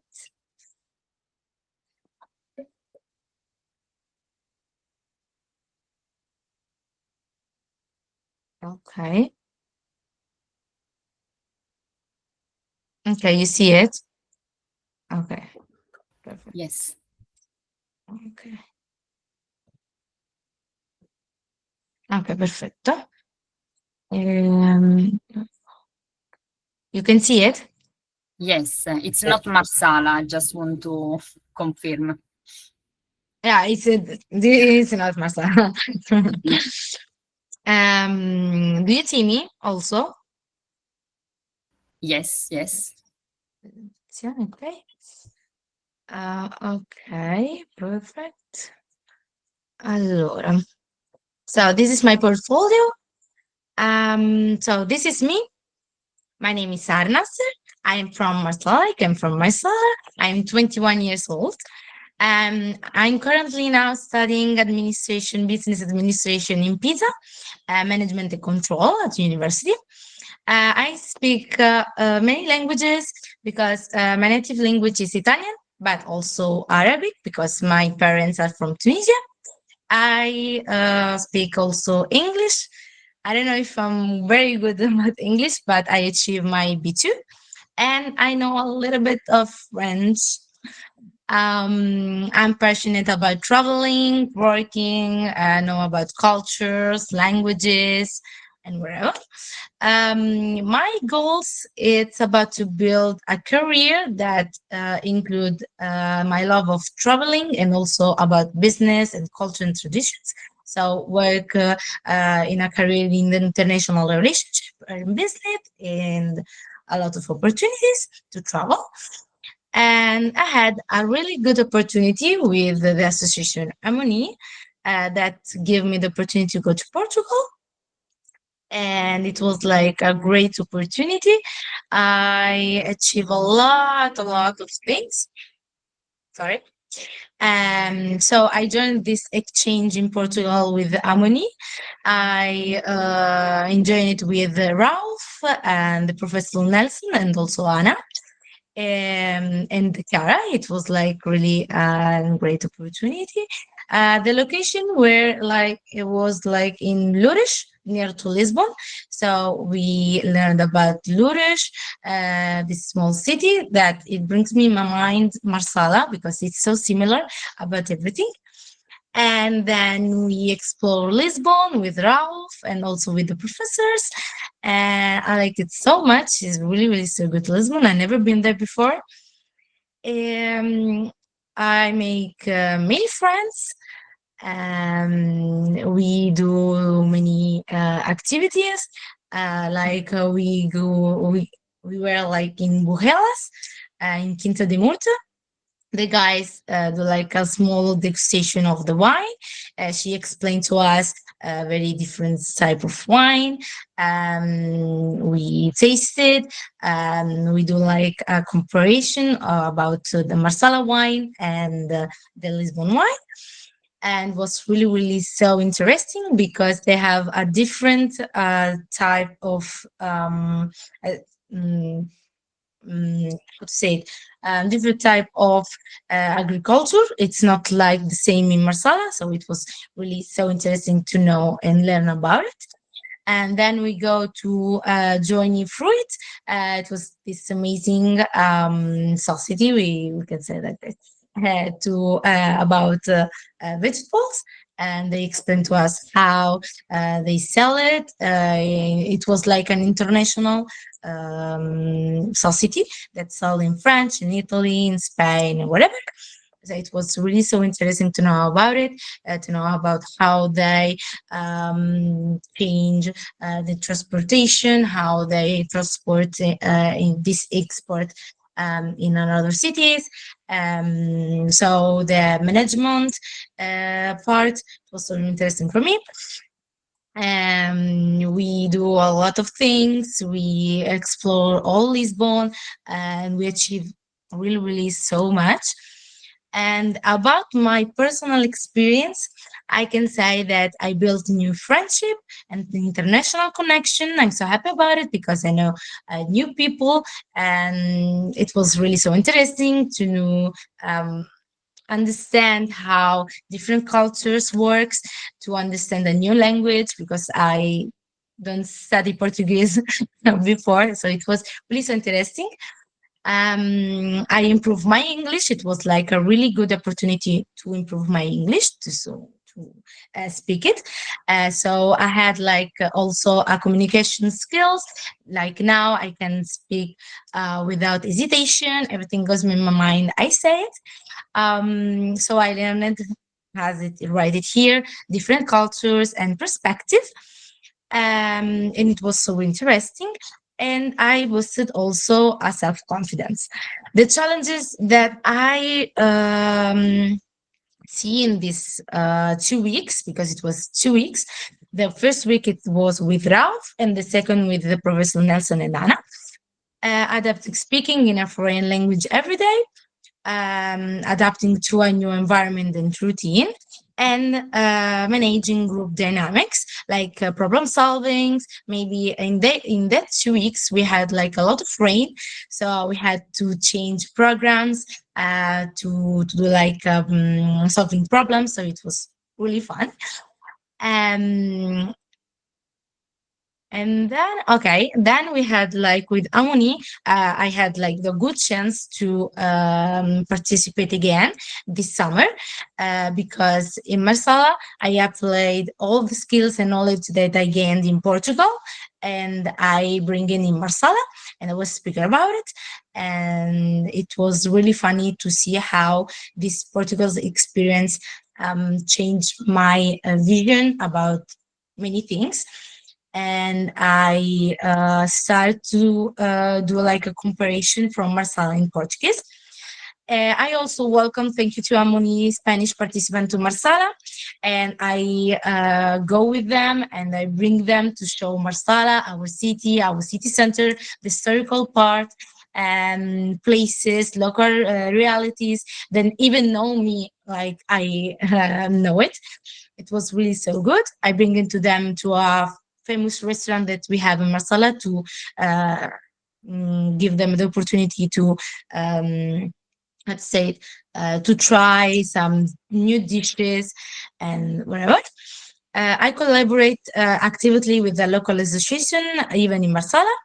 I shared international perspectives. I learned how to connect global experience to local realities. And I had like enhanced relationship, teamwork, and project management skills. So it was really so interesting. We go also to Autumn Festa with Gianfranco. He explained to us how the nature works, how the vegetable works, how it's different about the normal orto, like with his orto that it's with fresh fruit, fresh vegetables, and whatever. And that's it.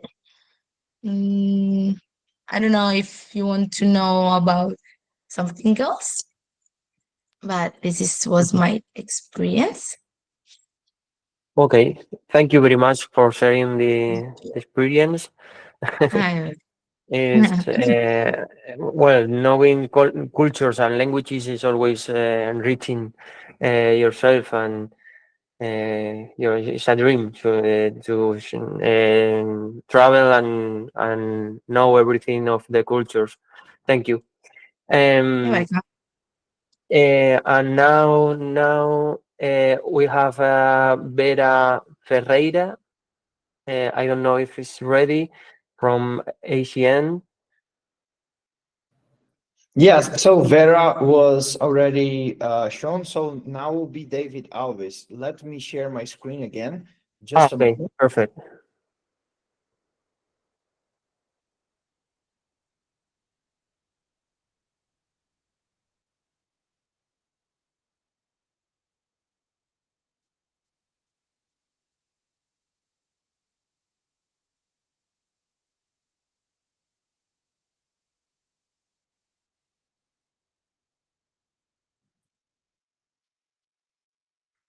Okay, it's ready, I think.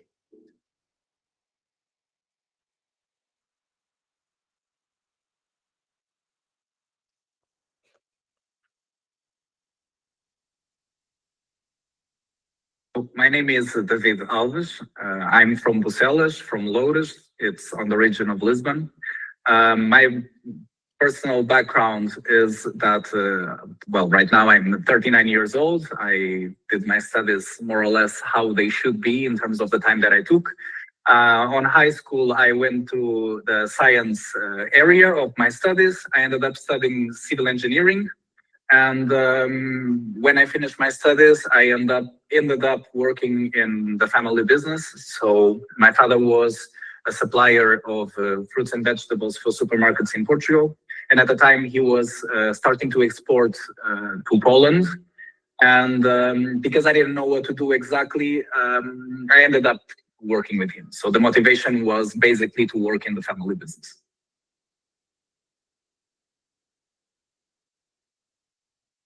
The business started because Buscal Fruta is the name of our company, was exporting already to Poland, and we were exporting full FTL. It's full truckloads of fruits and vegetables.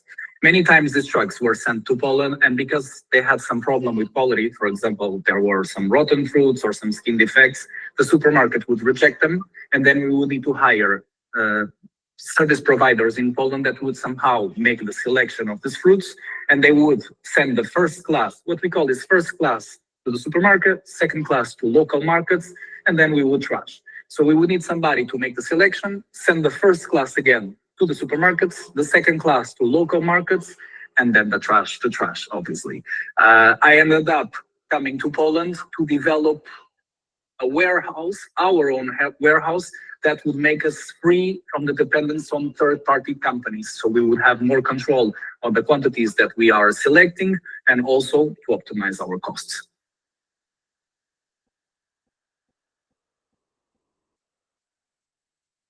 Main obstacles was that in 2011, 2012, as integrated with the European Union as they are now.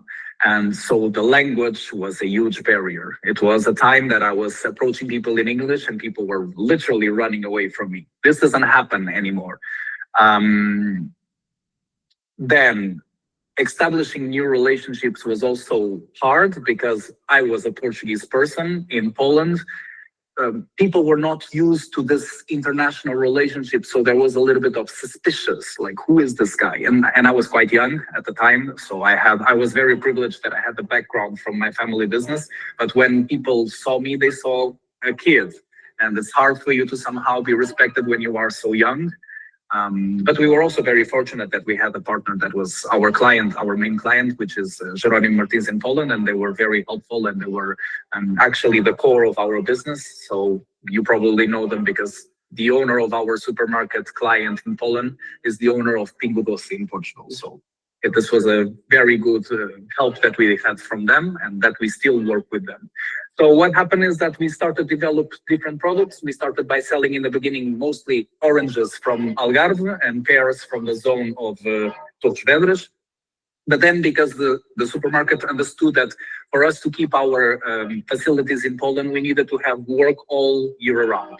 So they allow us to open different products. And so we started selling the summer season and the winter season. So nowadays we do, in the winter season, we sell citrus, oranges, mandarins, lemons. We do also vegetables, broccoli, tomatoes, vine tomato especially. We do cucumber, we do courgette, we do the seasonal products. And on the summer, we do peaches, nectarines, plums, apricots, watermelon, yellow melon. So this is the state that we are now. At some point, and this was also something funny, they wanted, because the group of Jeronim Martins, they also have supermarkets in Portugal, in Poland, and also in Colombia. At some point, they wanted to import flowers from Colombia to Poland. So this was quite hard because the Warsaw airport was not used to this type of import, and they did it by themselves once and everything was destroyed because of documentation. And once at a meeting, I told them, like, oh, I'll do it. And we also had for some time the flower business from Colombia to Biedronka and then from Netherlands to Biedronka. Well, that is over now, but we did it also for some time.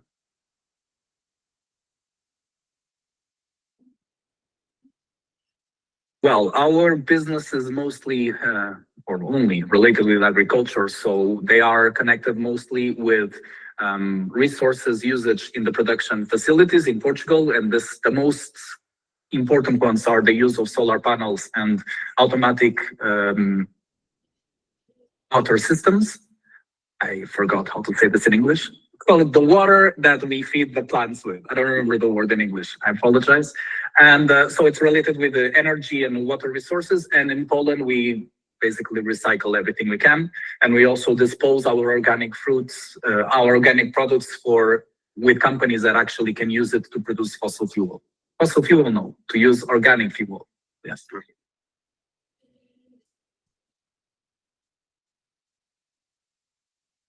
From my experience, I could say that the first two that come to my mind is, do not expect to control and know everything about a subject to start doing it. Especially if you want to sell something, first you need to get the client, and then you figure out how to do it. This is the first thing. Second, this is more on a personal level. Nothing, no job, no task in this planet is worth it, the time with your family and the time with your friends. So regardless of how important is your job in normal conditions, never stop taking care of your relationships and your emotional needs. Friends and family should always come first.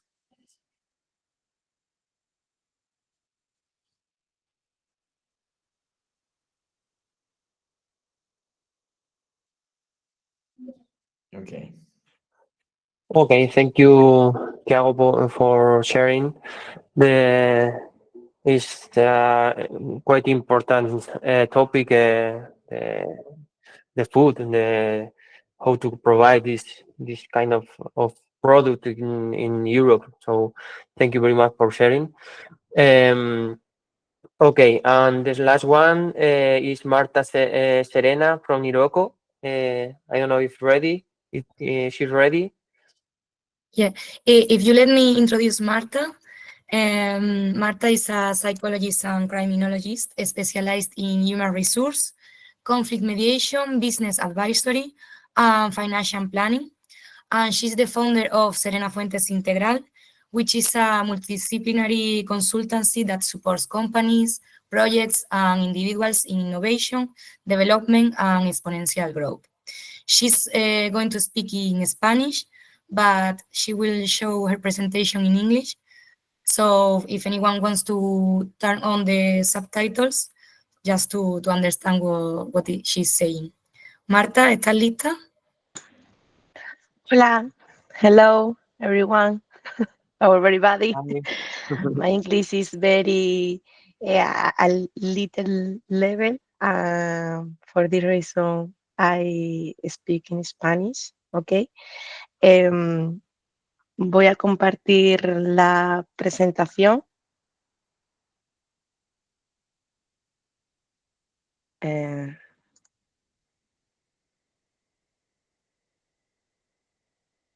Ok. No sé si podéis ver la presentación. Sí. Vale, perfecto. Pues en primer lugar, me gustaría dar las gracias por esta oportunidad de poder presentar este proyecto de emprendimiento actual en el norte de Córdoba, España, en específico el Valle de los Pedroches. Vale.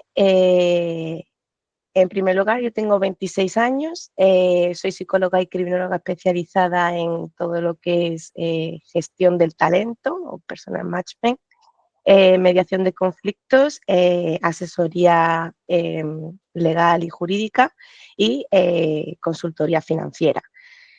Soy hija de emprendedores del sector primario y esta es una de las gran motivaciones por la cual empecé este proyecto, ya que, bueno, haciendo un análisis DAFO de lo que es la situación de la actualidad a nivel sector primario, se ve como resultado que es un sector que necesita desarrollo y crecimiento tanto en España como en toda Europa.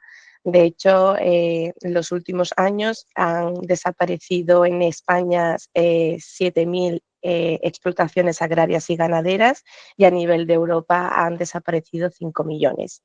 Por eso esta idea de emprendimiento va por la pasión de ayudar a los objetivos de otras personas, proyectos y empresas, y en relación poniendo en foco en el área rural, porque es un área muy castigado con muchos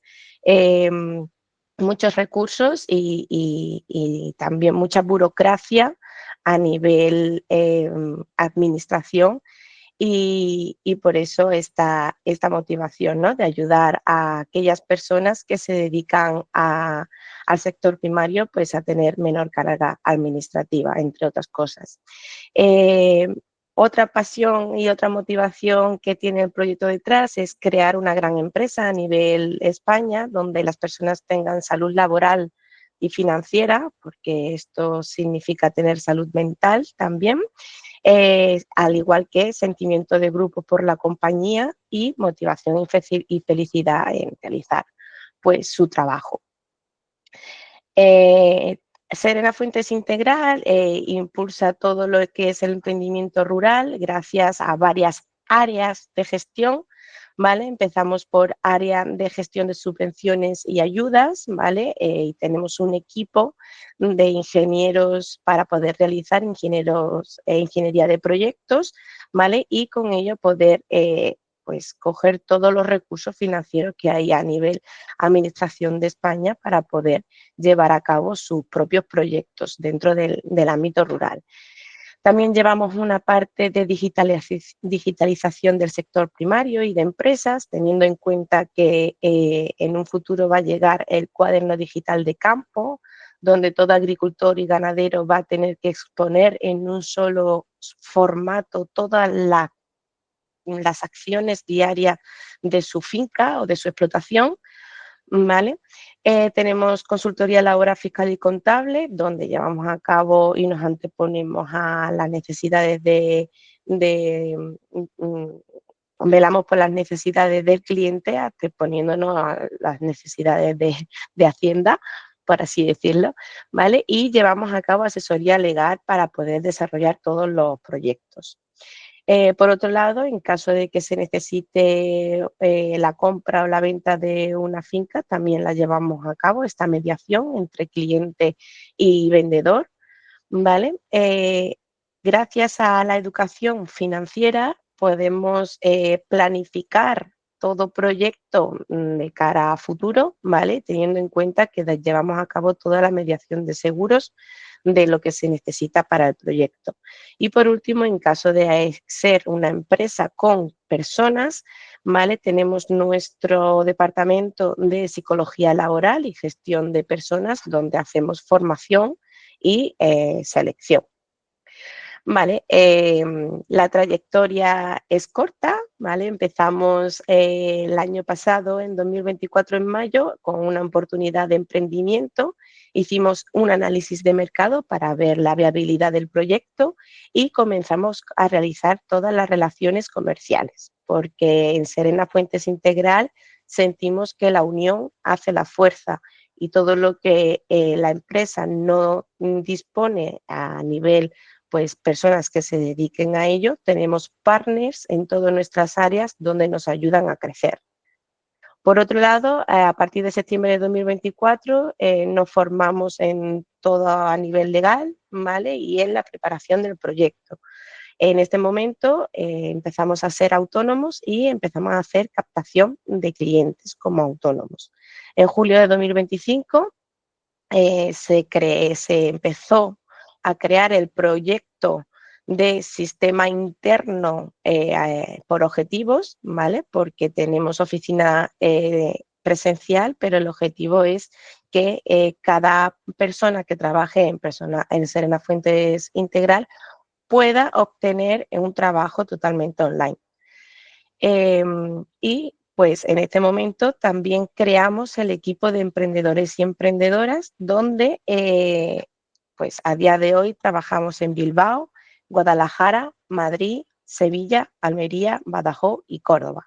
Actualmente seguimos buscando personas que se quieran formar y quieran pertenecer al equipo, así que estamos abiertos a recibir todo tipo de documentación en caso de que lo necesitéis. En septiembre de 2025, justo hace una semana, lanzamos a Serena Fuentes Integral al mercado y actualmente estamos en todas las redes y empezaremos a publicar toda la misión, visión, valores y objetivos de la empresa.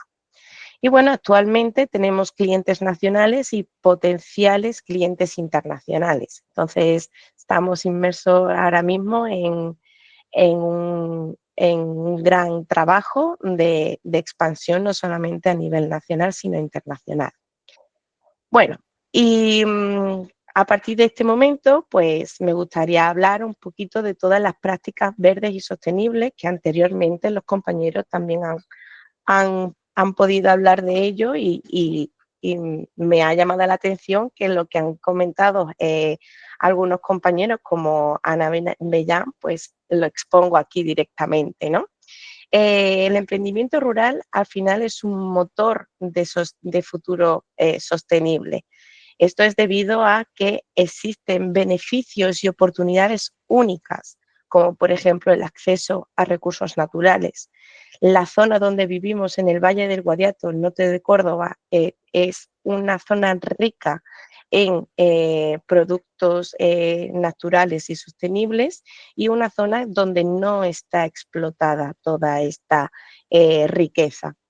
Tiene un menor costo operativo debido a que actualmente no existen infraestructuras pues como en Madrid, por ejemplo, y hay una licitación, ¿vale?, de la Unión Europea donde vamos a empezar a poder tener estructura eléctrica, ¿vale?, a partir de pues cuando empiece el proyecto de uno de nuestros compañeros y asociados, la empresa Mactel de ingeniería, ¿vale? Y tiene otro beneficio bastante importante, que es el sentido de comunidad, ¿vale? Necesitamos retener la población en las áreas rurales porque al final la población es la que fomenta el empleo, ¿no? Y de ahí su crecimiento y desarrollo. Los desafíos actuales que tenemos para poder dar soluciones y revitalización a la zona del Valle del Guadiato en Córdoba es el fomento del empleo, el emprendimiento del empleo joven también, ¿vale? Ya que gracias a ello se puede retener a la población juvenil y será a cara de futuro pues un aspecto en desarrollo, ya que actualmente hay una despoblación bastante grande. Y además se llevaría a cabo pues la innovación y desarrollo en zonas rurales, poder atraer a personas de otras partes de España incluso a visitar la zona, ya que es rica en exactamente todo, fauna, flora, de todo. Vale, pues Serena Fuente Integral con esto lo que hace es innovar en la administración, en la carga administrativa, ¿vale? Ya que una de nuestras prácticas verdes es pues eliminar el papel para dar la bienvenida a la era digital, ¿vale? Llevamos a cabo una conectividad y digitalización entre nosotros mismos y con los propios clientes a través de softwares y de técnicas de Internet, ¿vale? Damos acceso a financiación para el desarrollo sostenible de las empresas locales. Al final esto es muy importante, ya que podemos optar por la financiación de la administración pública y poder analizar cuáles son esas ayudas o esas subvenciones que toda persona que quiera emprender en el ámbito rural se pueda acoger, ¿vale? Hay un aspecto muy importante que anteriormente se ha comentado y es que hay problema de captación de trabajadores para todo lo que es el área rural. Entonces llevamos a cabo una selección internacional para poder dar oportunidades tanto dentro como fuera de España, ¿vale? Y nuestro objetivo es llevar a cabo una comunidad activa y colaborativa donde puedas estar trabajando y tener conciliación familiar gracias a todo lo que es Internet y los software internos, pero puedes optar por una vida, gracias a pertenecer a Serena Fuentes Integral, puedes optar por una vida más tranquila, más rural en nuestra oficina que está en un pueblo de 600 habitantes del Valle del Guadiato. Se llama Los Blázquez. Por eso, uno de los objetivos propios sostenibles es llevar a cabo un sistema digital por objetivos para toda persona que necesite tener un trabajo online y pueda tener conciliación familiar y sobre todo pues esa retención de la población juvenil y de todo aquel que quiera empezar una vida más sostenible dentro del área rural. Y por último, pues no es fácil emprender actualmente, ¿vale? Por eso os traigo 10 tips para empezar a emprender. La primera es tu idea de negocio tiene que ser analizado, ¿vale? La ventaja nace en comprender tu entorno, en saber qué necesitas y qué te hace a ti diferente y qué puedes darle al entorno. Crear valor diferencial es importante porque conocer tu entorno es la clave para descubrir lo que te hace único, ¿vale? Diseña la estrategia de marketing ideal para la idea de tu negocio. Enseña quién eres, enseña qué haces. Si no lo enseñas, no hay conectividad con otras áreas menos rurales. Prospecta para tener una buena estrategia de captación de clientes. Debes de tener en cuenta cuál es tu cliente ideal para empezar a poner foco ahí y no estar en 20 cosas a la vez y al final se te olvida tu objetivo principal, que es obtener clientes. Rodéate de personas que vibren igual que tú. Tu equipo es tu mayor valor. Si hay alguien en el equipo que no lleva la misma vibración, al final se tambalea todo. Gestiona los no que llegarán. Obviamente, todas las empresas recibimos noes, pero que te digan no a tu negocio no significa que no sea bueno. Diseña un sistema interno para tu negocio, es decir, se trata de planificar, como ha dicho antes el compañero. Planifica y lidera, no apagues fuegos. Fórmate continuamente. Un líder que se forma es un líder mejor cada día porque puede dar respuesta y soporte a todas las necesidades que tenga tanto tu compañía como tu proyecto de negocio y de emprendimiento. Cree en tu valor. Lo que tú haces solamente lo haces tú. Por eso reconoce tu valor y úsalo para crear tu propio camino. Y por último, pero no más importante, cuida tu energía y tu salud, porque tu energía y tu salud son las mayores riquezas que puedas tener, así que protégelos. Estos son los 10 tips que a mí me han ayudado a poder emprender durante estos 2 años. Si este es tu momento de emprender, siempre puedes cogerlo porque te servirán de ayuda. Y por último, y recuerda, la constancia, la paciencia y el tiempo, todo se consigue. Muchísimas gracias por esta oportunidad. No sé si tenéis alguna pregunta.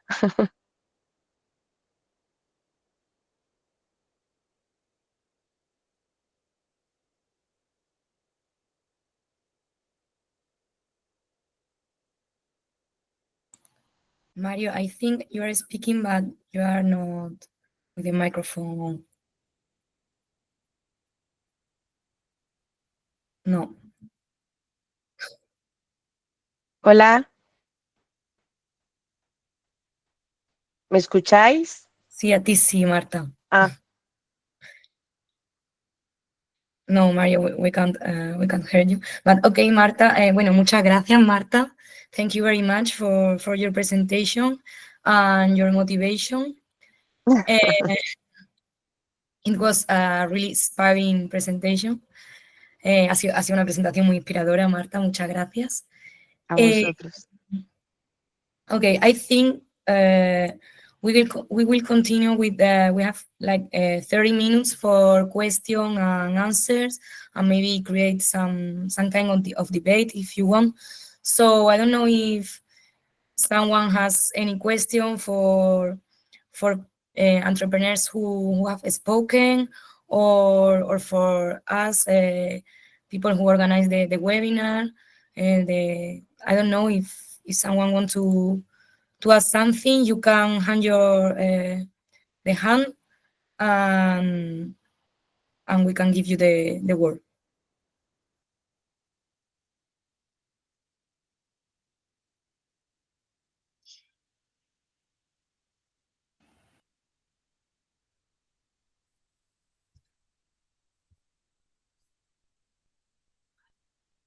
So if anyone has a question,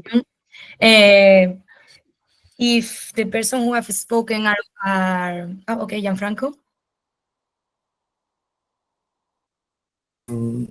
Sorry, this is a fast question. I would like to know if all the presentation you've shown today would be available for everyone who participated in the meeting.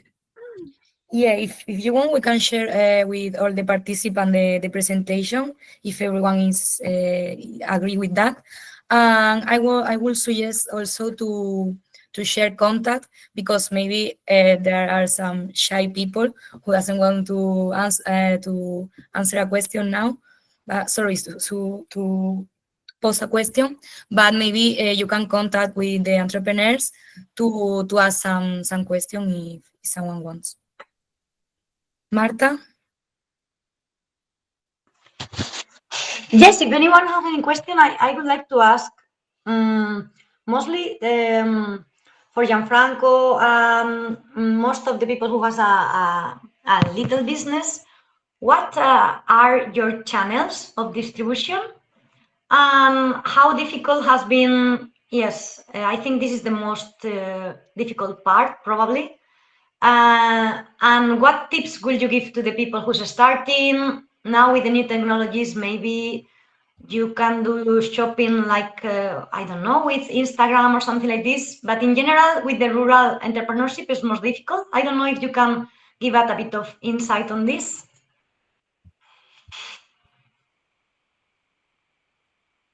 So yeah, it's really a hard part of the job.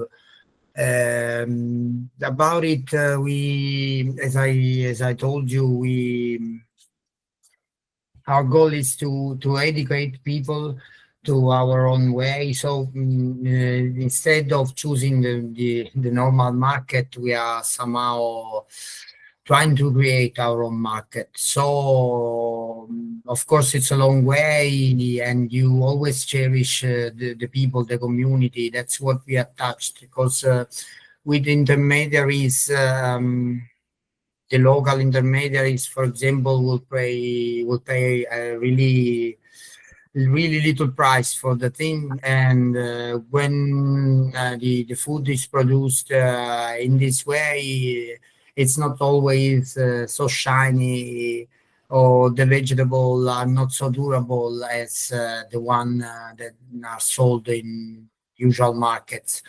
So of course the internet will help, but what I see the most valuable thing is to have to know people, to know your community, the people around you, and start from that. And then of course we got the Instagram page, and even the paid advertisement there, it could work in some way.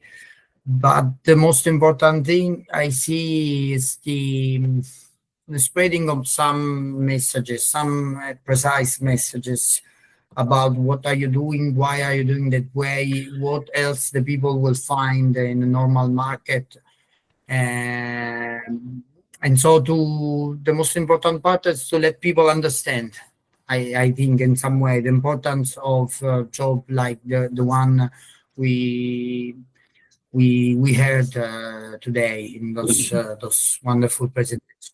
So it's a hard pace, because it's not like you play your own game. You got the market rule, you got bureaucracy, but the most powerful thing is the will of people. And so if you let your community know you, you will have some more hope, I think. Then as I said, I'm in the frame of permaculture, and we are trying to organize, to create a local group in our district right now. And so creating a network of people working that way. I see that the most important thing is look for people who, as Serena told, who vibrate like you. So, for example, as Anna told you, Anna and Stefania, and she's part of Amuni as well, are our first customer that accepted to buy monthly. So it's like they sustain our enterprise, in fact, because we know every month what we will bring them, what the need they have. So that's why, yeah, personal bond with people. So I say customer, but I would like to say people of the same community, exchanging their own services, their own thing, to empower the community and the economy of the community. That's it. I hope I answered your question. Yes, you did. Maybe anyone from Conoce Nuestro Bosque or Ecos del Lozoya who want to share. I don't know if they have a national network that suddenly all these products are coming up together. So I don't know if this will be easy or not, or something has been created through this, or. I think Ecos de Lozoya is not connected anymore. Okay.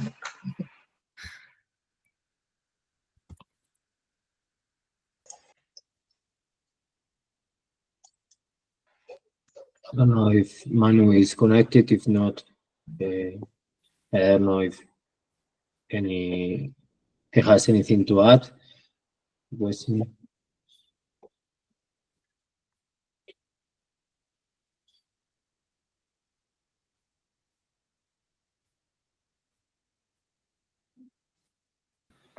Well, I actually do. I think we've all had the opportunity to hear many of the entrepreneurs' experiences, and these are not common entrepreneurs. I mean, the great vast majority of them speaking about rural entrepreneurship. So this is a very unique opportunity to have, in a condensed way, so much expertise on this field. So I'm very thankful to all of them who have had the time and effort to join through all of the partners of this project, and also to be here today or to send a word remotely, if not in person. So thank to all of you, because yeah, it's your time and effort are being shared publicly to many students, to many young people interested on that. So thank you once more. Well, aside from that, I think Marka has raised her hand, so I will give her the word.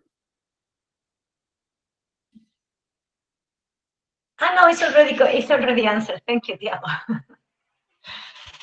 That's true. I would like also to thank you, and all these videos has been recorded and will be uploaded to YouTube. So I think if someone cannot has been joined now, they can know about your entrepreneurship and everything through these videos as well. Okay, thank you very much. And if you want, can you hear me now? Yes. No? Yes? Okay. Yes. It's for this okay, because the battery. So tomorrow we have another webinar, the second day, and I put the list of the schedule in the chat, and to 10 to 10:30 we're going to recap this day. 10:30 to 11 we are going to build more sustainable. We have a topic, building more sustainable community through young entrepreneurship from Igroco. And 11:30 how to finance our project, European funds available. And after that, the last one is a networking cafe, and we can talk each other with all of them, or all of us, to create